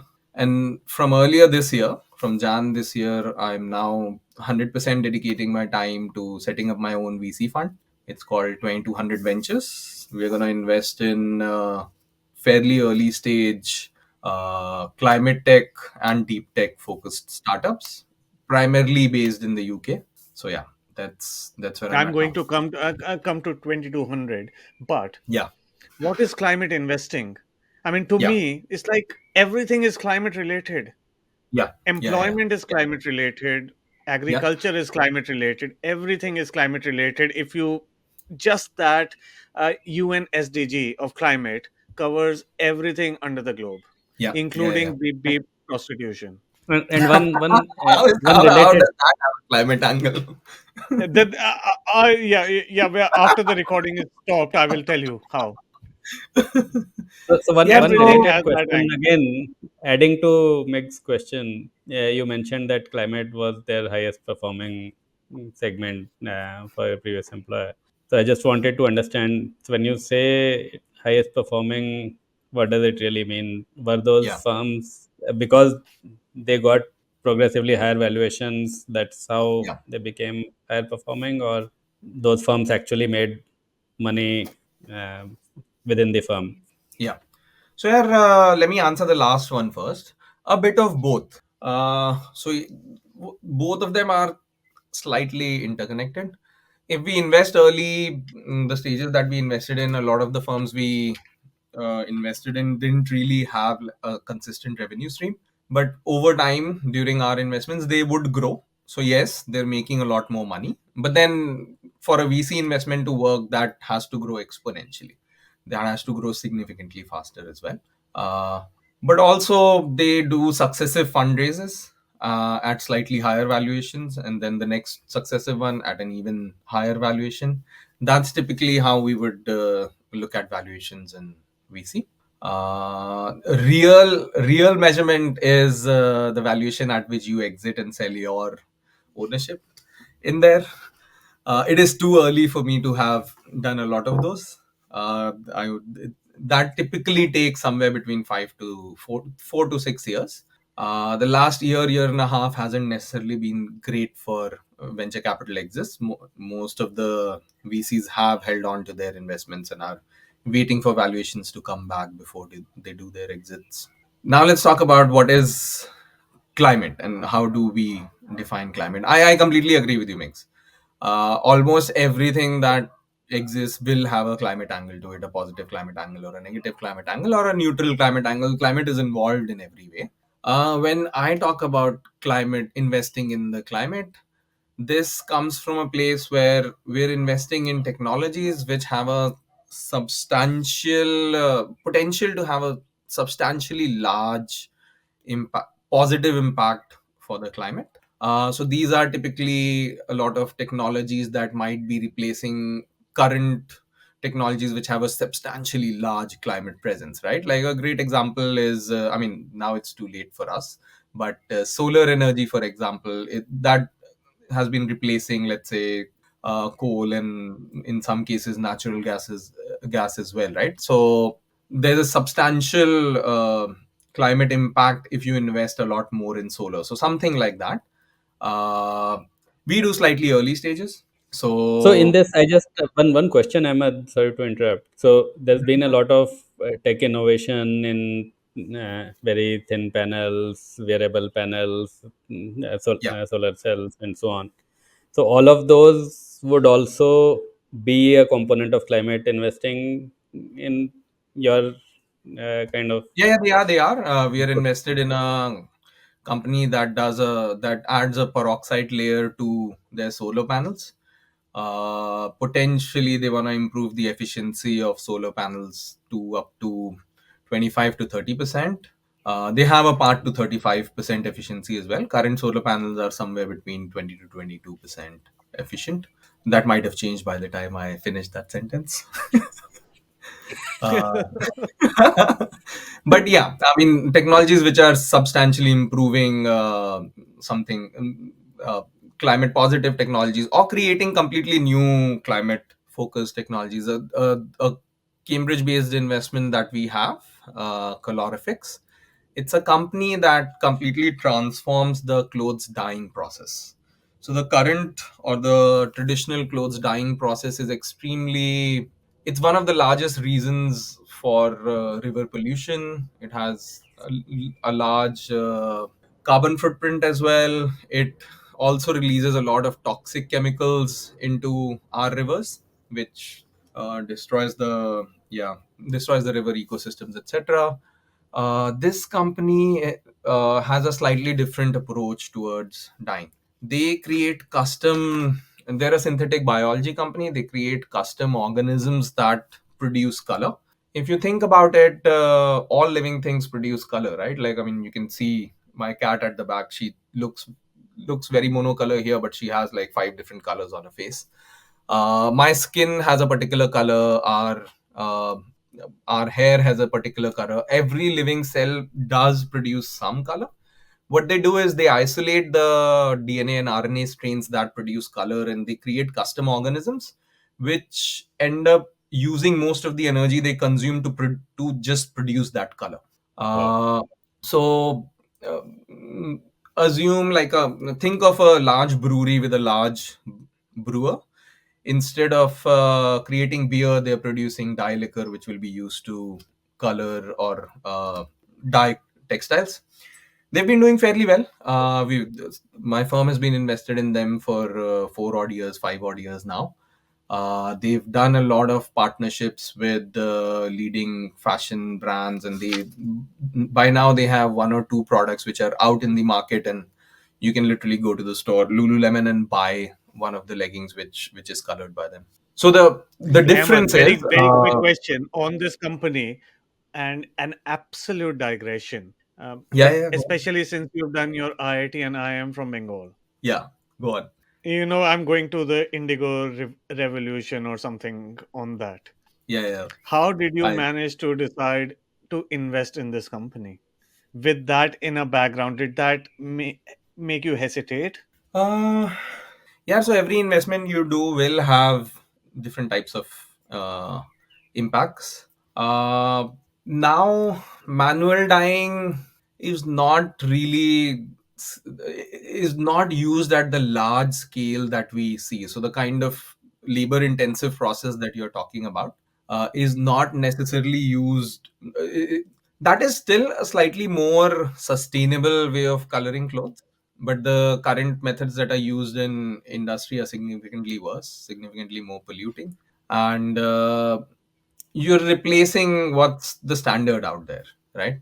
And so yeah, so I don't think there's a significant impact on let's say the number of jobs being provided by a company like that. And Okay, is okay. it We'll cost come back to efficient that as an in terms of? investor in a So bit. that's But a yeah, really good go on. question, Chow. Should I answer that? Yeah, go on. Yeah, I was So I think trying to understand. when we invested in them, with deep tech companies, a lot of your research or the work that you do will end up focusing on reducing that cost. So I think when we invested, they were 10 times the cost of traditional dyeing. Uh, Mhm. Last I spoke to them, I think they were between 70 to 80% of traditional dyeing. They Oh have a wow. path to be at least half or even 30 to 40% of the cost of traditional dyeing at the end of their cycle. That hasn't been achieved yet, but I think there is a clear path to reaching that. The interesting bit is a lot of sustainable technologies use less inputs and are more efficient in their processes, so they actually end up being better financially as well. They end up being cheaper replacements as well, and these are the kind of companies I would like to invest in, right? Like, impact investing comes in very different flavors. I've seen impact investors on one side who are fairly comfortable losing most of their investments. If, let's say, if they've invested $100 in a particular investment, they're primarily investing because of the social impact or the climate impact or whatever kind of impact that will happen. They are perfectly comfortable losing all of it and treating that investment as, let's say, uh, charity or philanthropy. That's one extreme. I am on the very other extreme. Chow, you asked about the returns that we target as well. On this side, for impact investing for me has to provide the same returns as any other venture capital investing should, and that's the only time I would want to invest in something like that. We target top quartile returns in VCs. Mhm. Uh, over the last year and a half, my previous firm has been in the top quartile or sometimes even top decile if you look at it from like a wider their portfolio Very nice. perspective. I think you just described that very nicely. The continuum which exists between philanthropy and on one side and Yeah, traditional investing on the other side, and somewhere you probably are very close to traditional investing, but on impact. And then there are philanthropic institutes which try to come on creating a financial yeah. return. Uh, And there's a and full spectrum, right? Like there's a full spectrum. There are yes, people who'd want some returns, even if they're not the top returns out there. They're comfortable with that. There are some investors, impact investors, who are comfortable if they get their money back. That way, they have this particular pool of capital that they can keep reinvesting in different companies. That doesn't grow, yes, but it does a lot more impact that way. And that's a full yes. spectrum. Yes, yes. No, no, that's a very good explanation.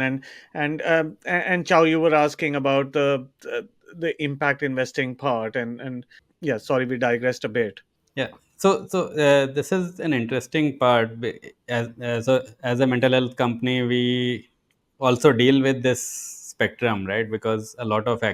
activity in this happens uh, in the same range, from philanthropy to us trying to do it in a sustainable for profit mode. And I think this is one aspect where we have, as a firm, as a business, not looked at impact investors as a potential capital provider to us. But I think that's one segment I would want to look at Yeah. now. Chow, So we have been talking to traditional Chow, everyone is investors, an but impact yes. investor now. Everyone is an impact investor. KKR is an impact investor. और कौन बचा है? Blackstone, मतलब, KKR, सब impact investor हैं आज की date में. It's like no, where no. in that I spectrum would want to look you at are on. impact investors who are more comfortable losing their capital, right? Rather than Acha, losing the right. losing the pure capital means less than 0% return. So philanthropy is Yeah. minus 100%. Hmm. Yes. Um, Getting Venture their capital philanthropy back is that the Ahmed was term. saying is 0% Because return. one of the And statements then we there is hear, for example, 2x one of the return, statement 3x makes, return. for example, that we hear from some investors is this a VC investable business? Because that's again one part of how quickly it can grow, what scale it can get to, and the kind of multiples which a traditional VC would want to look at.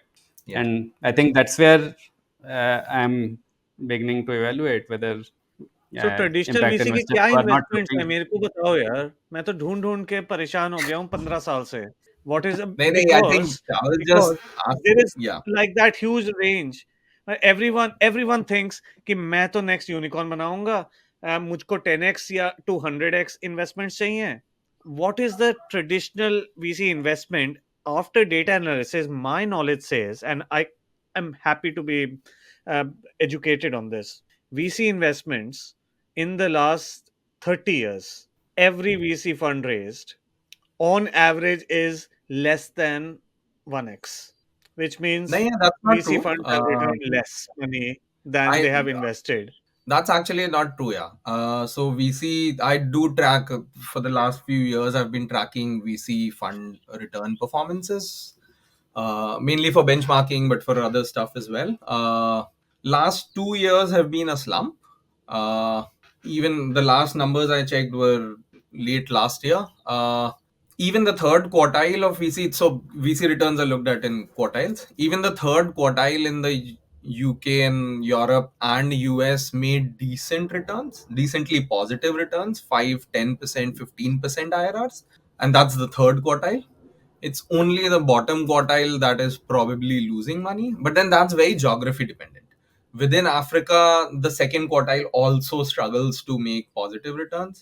In India, for example, from what I remember, the second quartile made positive returns. The third quartile was very close to top of it was very close to positive returns, and the bottom was not. So I think it depends on when you are looking at it. I think if you look at So it today, my data, which I have or had or have still have, is 2015, 1985. That 30-year period. I'm not looking at pandemic. I'm not looking at post ZERP. Everything is out. And that's a Yeah, fairly long VCs have period actually performed of pretty two well or in three that period. cycles. Of two or three cycles. So Yeah. one thing I also want to say is I don't want to come across as totally cynical, but there are funds that have raised money, but not everything that is VC makes a return. VC is a high risk business. If you Yeah. invest in VC, you have to take that risk, and good VCs will make a return for you. Who is a Yeah. good So Yeah, VC is and just obviously and one everyone needs their own calculations. see yeah. one thing So which I now have you were asking seen, for something. example, yeah. So I also want to disagree with the data point mix that you are putting forth of 1x return, because most funds they are, especially first generation funds, they are able to typically raise additional capital, their subsequent funds and all, based on the performance of their previous funds, right? And That's uh, actually a big drop, huh? Like only about I think 25% of first time fund managers raise a second fund. That's the But biggest you right. drop off. also know that second fund onwards, the average return is less than first fund returns on average. Huh, because you're going there is a structural difference there, right? Like usually second funds are slightly larger, so you're going in slightly later, which means you're taking in slightly less amount of risk. So risk adjusted, I don't know, but yeah, absolute returns you probably end up making slightly lower. See, but the idea is, I mean, I was just explaining it to one of the potential investors. Venture capital is the highest risk traditional asset class out there, hands down. If you're investing in there, you're taking a substantially large risk. Yes, there is crypto, but crypto is not really a traditional investment asset class. It's more of a trading asset class. People do what they do, but among the traditional classes, VC is extremely high risk. And usually, in the long term, high risk does give you higher expected returns, but then the variability in those returns can be significantly large. And it depends a Yes. lot on when the fund was set up, when they made investments, and when they made exits. Like, for example, the last year and a half has been exceptionally bad for VC exits. So, the VC funds that were set up 8, 9 years ago and wanted to do exits in these last 2 years, that whole period, most of the funds in those periods will make lesser returns than, let's say, the funds that exited 2 years before or might exit in the next 2 or 3 or 4 years. So it's a fairly cyclical sector as well. Absolutely. I think vintage year is the biggest deciding factor Yeah. of VC returns. And then Yeah. after that comes fund manager, and after that comes every other factor. I was saying even long back when I was with ICICI Venture, each of the funds that we had, and we were managing across 5 6 different funds. They all had positive returns. I mean, none of them had 1x kind of return. They were all at least 2x, 3x kind of returns. So Chow, I have that to just tell says you you were that good at that Chow just was says you with were good at ICICI picking Ventures funds. in the 2000 2001 period, which is just relating back to the vintage. Yeah, but these were investments made even late 90s and so on. But yes, that is the dot com boom period. But these were, a lot of these were traditional investments, healthcare companies, retail chains, and so on. Yeah. So yeah, that variability is the reason why VCs don't commit to a percentage return. They give you an indication, but they usually target the top quartile or top decile or something like that, because all of the VCs which exit in a particular set of years will move up or down. So you typically want to target like being one of the best around, instead of promising a 15% or a 20% or a 25% IRR. So, Ahmed, while we are on the topic of VC, I want to ask you a very quick question. Uh, which are your top anti-portfolio companies? Yeah, if I'm being honest, like I've started investing fairly recently. So yes, there are Hmm. a couple. Uh, I will not name one of them, but I will tell you about it.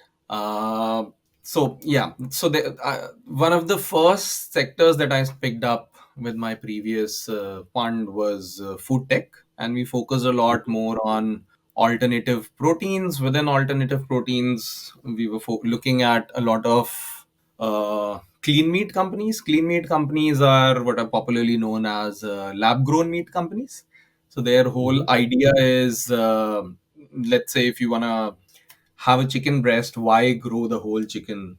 Instead, just grow the specific proteins Just and grow the specific breast. fats Hmm. and specific, yeah, ingredients in there, and then create that chicken. We are obviously like fairly early stage in this technology. There was this company that, yeah, so I think the first 8 9 months that I spent in the company, I looked at that particular sector, and there was this one particular company that we knew would become a unicorn. Their technology was hands down, was significantly better than anything else that we had seen. Their Hmm. management team, however, was not. Their management style was not great. It was fairly dictatorial. Uh, they had a bunch of. They did not treat their employees very nicely. There was a lot of gender discrimination, even that we saw during our diligences. They didn't Right. have very nice policies. Uh, so we knew the company will make a lot of money, but we decided not to invest because I mean, one, it's just a bad company to go with. They did become a unicorn very soon. I think 2 years after we decided to not invest.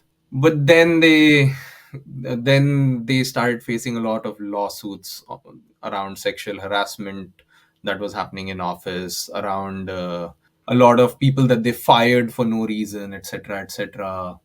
So yeah, I lost a lot of money on that company, but I'm actually very happy that I didn't invest in that. Sure, and I think that's That's not traditionally what you mean when you correct. talk about That's not negative portfolio. correct. Correct. Yeah, Yeah, but yeah, that's one case where yes, I could have made it more was a money. conscious decision not to Yeah, associate with it, yeah. given whatever you guys discovered. But There are a couple of in other the companies as traditional well. sense of anti-portfolio, There are a would couple you? of companies that I wanted to invest in. They're not successful yet, but I'm pretty sure they're really up there. We could not invest in it because of the investment approach that my firm took. My firm likes to invest in a specific way, and because of that we have to be considerate of what kind of risk we are taking. The company would have meant a lot of our smaller one-time family offices investing in something which was really risky, and it would not get portfolio diversification. So we decided that we couldn't invest in, and there are two companies that come to mind. I will again not name them, but yeah, so those are companies I really feel bad that could not invest in. Got it. Ahmed, why don't you want to name those companies? For libel reasons or something else? You may uh, still invest in them. no, I do have an NDA with my former employer, and that No worries, stops no me worries, no worries. That from was a tricky question. जैसे वो होता है ना नहीं exam नहीं में नहीं, I tricky get that, question I आता get है. that. Investment company में नाम ना बताना is rare. Yeah. Yeah. Yeah, yeah. But Chow, from my when you were asking that question, that gave me uh, a thought for myself and completely on a personal basis is for the last 2 years. Uh, I've been building 1.5 years. I've been building this list of every investment that I've looked at in the last 12 years. Hmm. Right? I wish I had started building that 12 years, 14 years ago, but now I'm building it. Every investment that I've looked at.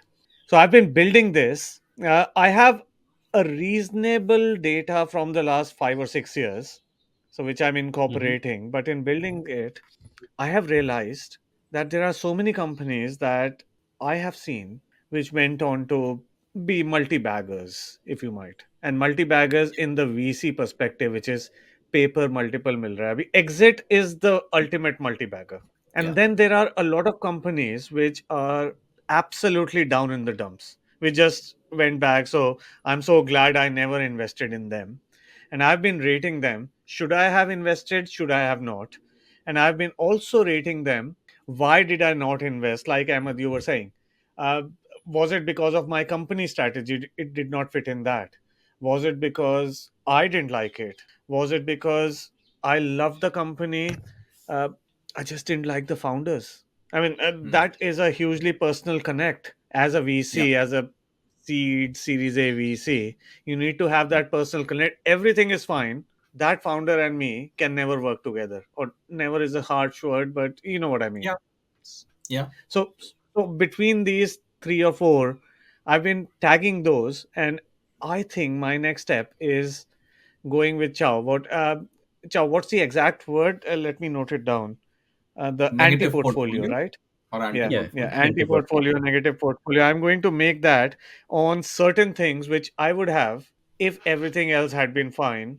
I would have loved to invest. Not the ones where the business model wasn't there, not the ones where Mm, the yeah, product market fit wasn't there. But I mean, things like founder fit wasn't there, things like yeah, my firm's objective fit wasn't there, and things like that. That's like I was almost there but didn't do mm, it. And sometimes, and there is one more category.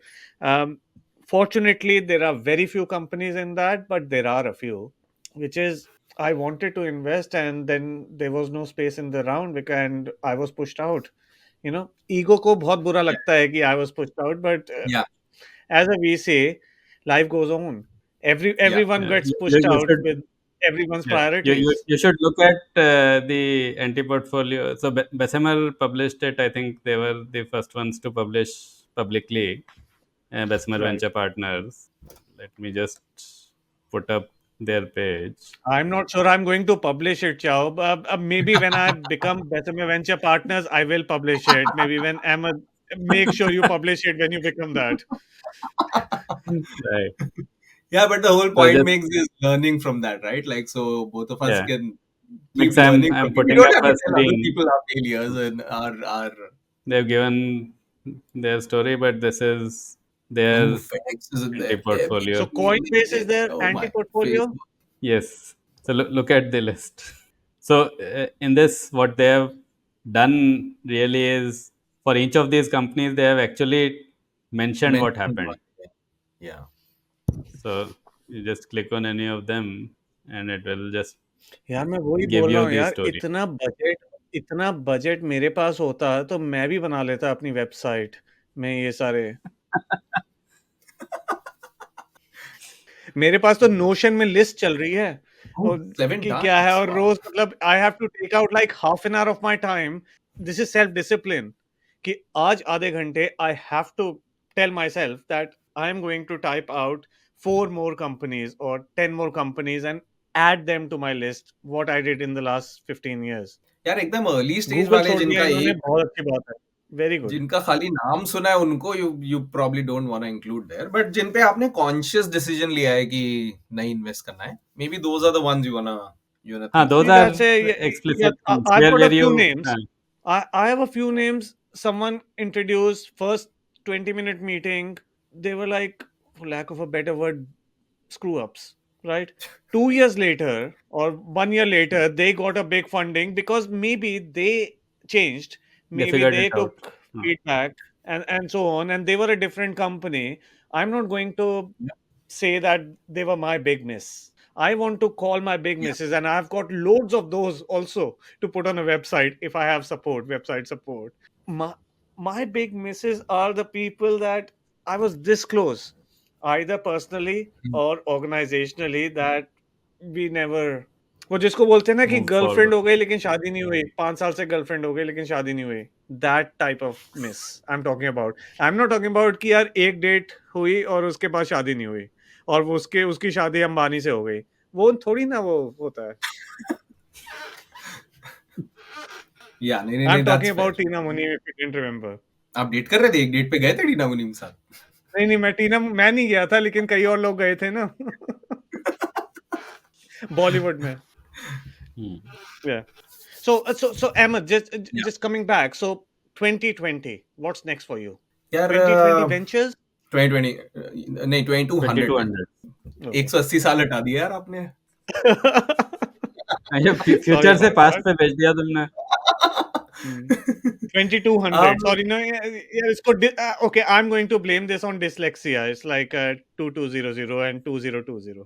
um, यार थोड़ा सा it comes from the time like I spent at McKinsey.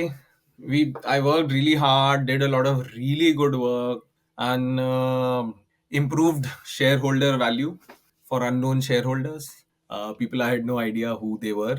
Then I moved to venture capital, and I think we worked a little bit hard as well, and we were lucky as well. We've made some good investments. We've made a lot of money for our family offices that we work with, our clients as well. I'm also personally invested in a lot of those companies, and the idea was Europe and UK don't do small VC funds. They only do fairly large VC funds. Whereas in the US, micro VC funds are everywhere. They're investing in a lot of companies. They are the first investors in fairly early startups. That ecosystem doesn't exist in Europe, primarily because of the costs related to regulation and how do you set up VC funds here. It's way more expensive. Like a $5-10 million fund just doesn't, you just will lose so much money that you just can't set them up. So the idea is making a small, starting with a small VC fund, including a lot of people who want to start making VC investments, and helping make good money for them, hopefully. See, the idea with VC is one of the most risky investment asset classes that you get in. But on the flip side, your investment minimums are fairly high. It's very hard or almost impossible for relatively younger people to be able to make VC fund investments, right?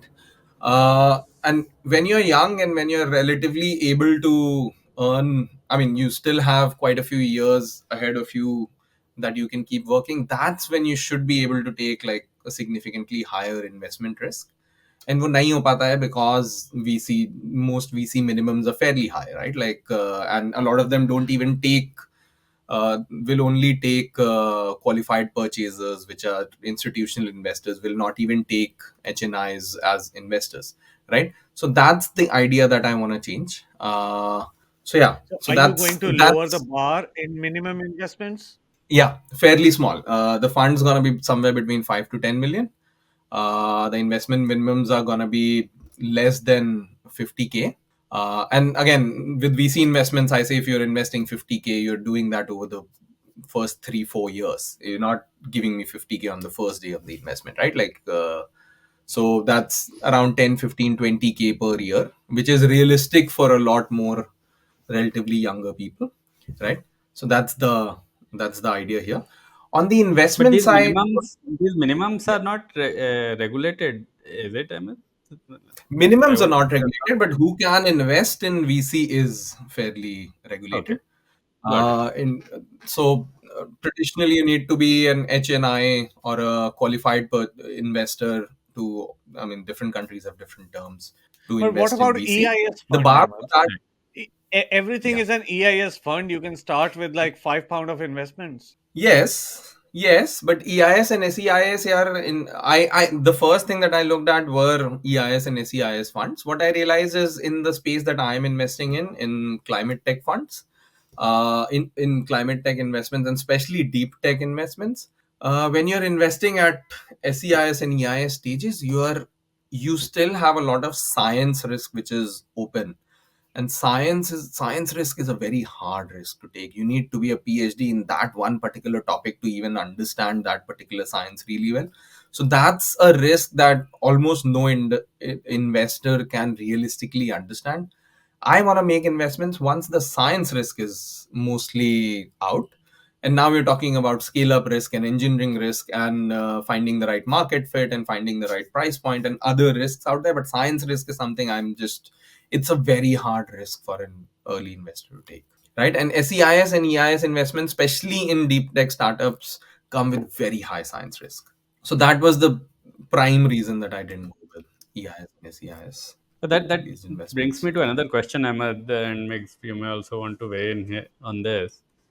Almost uh, every fund nowadays says that yes, I want to do deep tech investment, and this, as you mentioned, the science risk is very high there, and Yeah. a lot of times, at least what I have seen, the people who are evaluating organizations, they don't tend to have that capability itself to be able to even arrive at a judgment.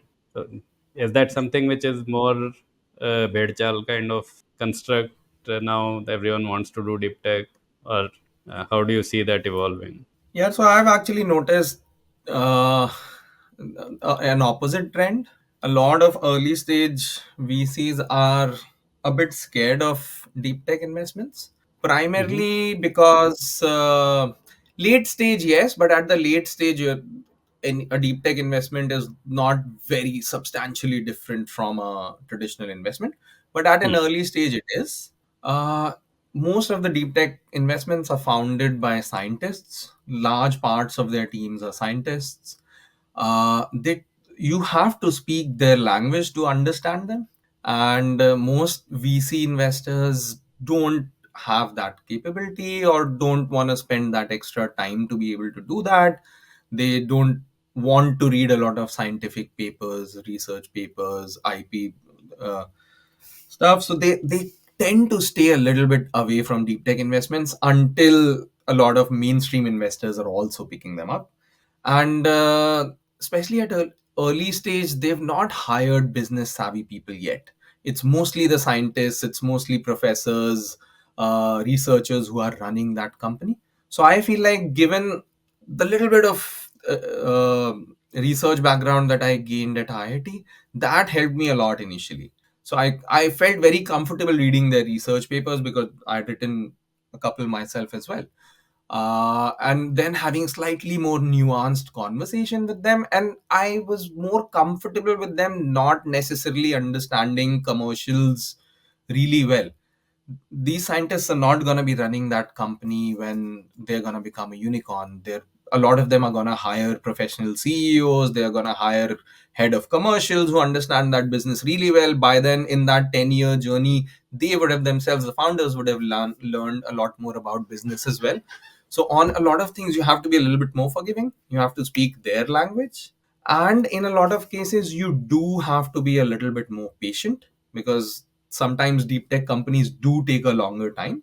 I don't.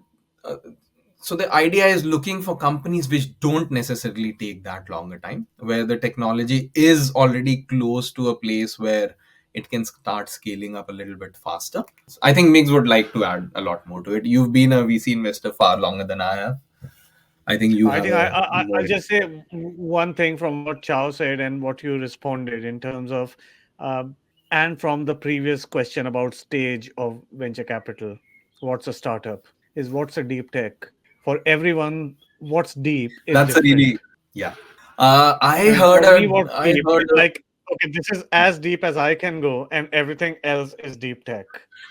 And then there's the other thing is from Chow, what you were saying is everyone wants to classify themselves as deep tech, and Ahmed, you were responding is different now.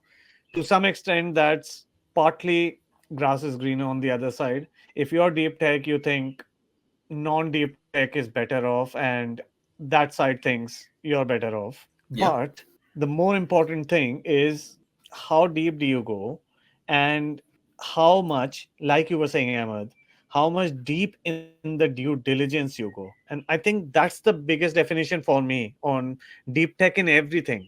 Or sectoral expertise is another way to define it. Is deep tech is what? It's deep in a particular technology. It could be pharma deep tech. It could be sectoral deep tech.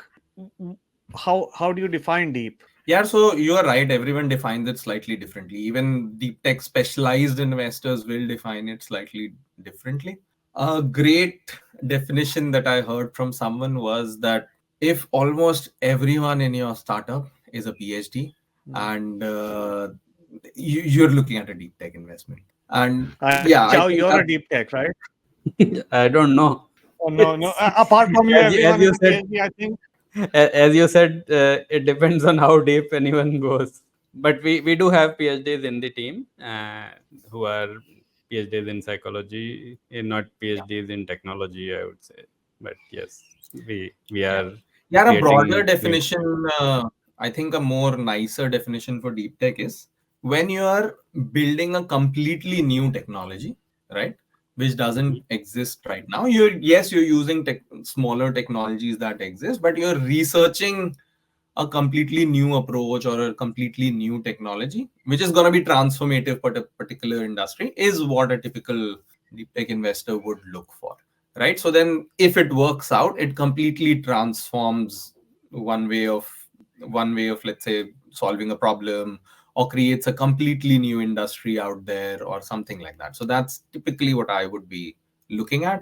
Having said that, there are fairly clearly defined sectors in there, so it's not really up in the air. And given it's a broader classification, it's not pharma, it's not, let's say, healthcare, it's not that narrow. Given it's that broad, you have to decide which sectors you want to include and which you don't want to include, because you as an investor cannot build expertise in 20 sectors out there or 10 sectors out there.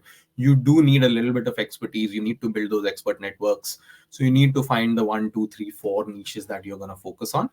And sometimes those niches can go very, very deep. Like, for example, let's say one of the sectors that I want to invest in is renewable energy, but that's a very wide sector. With the deep tech approach, I will literally just only look at energy storage solutions, right? And that's fairly narrow, but even within that, I can pick the 3 or 4 or 5 different types of technologies that I want to focus on. And because evaluating each of them is going to be very different, a very different process. You'll need different experts. You'll need to talk to different kinds of scientists or researchers when you're doing your diligence. And so, yeah, so that's why you need to be a little bit too narrow about this. Sorry, Migs, I think you might have a slightly different approach towards this. No, no, I, I, So would I love to. think you summarized it, or actually explained some parts of it really well, better than I could. And I it's think quite useful. Hmm. one question at Yeah. this point, and given the time, and we've been going on as usual longer than we planned to, is Yeah, I saw the last I don't episode was think we 2 hours, fully covered 5 minutes. Ahmed. And I really want to get into this. How did you Yeah. move to London? So there are certain points there that we need Hmm. to cover. Yeah, so which point do you think we missed out here? I don't know Let's just go where ahead do and. you want to stress what you didn't say. Yeah, so I So primarily moved you here. were in Mckenzie. You landed up in London. Your girlfriend was already in London for the last 4 5 years. There was a long distance relationship happening. Yeah, That's where broadly, and then you came here, got into venture capital. yeah, yeah. So, How did you find that venture capital, and why did you decide? Because there's always this question. yeah, You're doing a great job in India. You're in Mckenzie, in a gold standard job in India. I'm sure she's in a gold standard job in the UK. yeah. Maybe she can come. Yes, but yeah, one of us has to do it. One of us has Of course. to take that call. And we took that call consciously, right? Like, as I said, she works with fairly complex financial products, right? They're not traded anywhere except London and New York. So her skill sets are fairly, she can move into a different role, but she'll have to completely change the industry or something. On the other side, I was a consultant. Consultants have a much more wider skill sets. It's much कुछ भी easier कर for सकते a. हैं ज्ञान देना है यार ज्ञान देना है कुछ भी कर सकते हैं And by then I was pretty clear I wanted to move into investing. I had been for a while. I had primarily started to work just within private equity, and even within that, tried to focus a little bit more on technology companies and companies which would be fairly late stage VC, but had gone through the VC route. So that was something I was very interested in, and I was looking for opportunities everywhere in London. And you say you landed up here. I didn't land up here. I put a lot of conscious effort to move here. I picked every McKinsey project that I could find in London that would have me. And then even before leaving the firm, I physically moved here, spent a lot of time here, and spoke to a bunch of almost everyone that I knew directly, indirectly, spoke to a bunch of former private equity clients that I worked with, uh, and tried to figure out if there's a role that I could land quickly. And during those conversations, I also realized that everyone knew IITs, but if you're not an Indian, you didn't really know IIMs. Like people would just be like, "Oh, it's a business school. Okay, what's so special about it?" Uh, so I so what I ended up deciding was, yeah, IMC ka network build karte hain. So I've also been doing that. We didn't talk about it. I'm the chapter president for IIM Calcutta's UK chapter. Still an informal president because we've not elected a president yet. Congratulations, Migs. You recently got elected in your chapter. That's an amazing. You've been working tirelessly here for years, so it's not a. Uh, Picked up a little bit from the Bangalore chapter that was slightly more better established. We took a slightly different approach to it. We do a lot more social events. Started with just doing a lot of drinks. Now we do hiking events as well. Last year we did as many hiking events as we did drinks, where like Wow. it's just a traditional IIM alumni catch up, but we just go for a hike instead of going to a pub. Sometimes some of us carry alcohol with us as well, so there's the drinking involved as well. Other times we know which other pubs we're stopping on the way. So yeah. So yeah, build that IIM Calcutta network a little bit here, and that's been a very fulfilling job. I ended up meeting so many wonderful people, so many people at different stages of their careers, so many people in different industries, different sectors, with very different approaches to what they're looking at, and yeah, that's been a very fulfilling experience, honestly. What would you advise to your younger self if you were looking at getting into an IIM right now? Uh, yeah, I actually really enjoyed my journey, and honestly, I don't really have any regrets of my IIM journey. I would just say like take a little less stress, because when you're in a B school, it's extremely stressful, and everything seems like it's the end of the world if you don't do X or if you don't get into Y or something. Life is a little bit more forgiving than that, and so yeah, just relax a little bit more, have fun. I mean, I had a lot of fun at IIM. I'm not gonna say I didn't. Uh, so yeah, no regrets. I would do pretty much the same things that I did. Maybe with a little less stress. That would be helpful. Chow, you need to tie up with the IIMs for the stress reduction and for the with the IITs Yeah, and and I think every top it institute. You need especially to helps provide at that that service stage. on a B2B2C way. I think it especially helps during business schools. Business schools can be extremely stressful. You put a bunch of very competitive people and then make them compete again. They can be fairly stressful. Undergrads as well, but I think yeah, undergrads still have like something that they do about it. B schools are so tight packed. There's no time to do anything. So yeah, a solution like yours might be very very useful there. और अगर IITs और IIMs के पास organisationally पैसा नहीं है ना, McKenzie और BCG के पास जा. Now is the time. Now is the time. देखो मौका, मारो चौका और whatever. अच्छा acquisition target है यार. Consulting firms would love to acquire you right now. Okay. You should. You should. बात करते हैं Well, इसके बारे में separately. Ahmed, thank you so much. Thank you so much for all your time today and for all the insights. I think we all learned from you. And if there are any viewers who would like to ask further questions, if you don't mind, we'll get them on the comments and pass them on to you. And if you can reply that on the comments, that would Yeah, be yeah, sure. Perfect. awesome. Happy to do Well, that. thank you so much for your Hey, time. thanks for having And me. it Yeah, was this was really fun talking to you guys. Yeah, thanks a lot, Ahmed. I met you for the first time, but it's been really wonderful talking with you.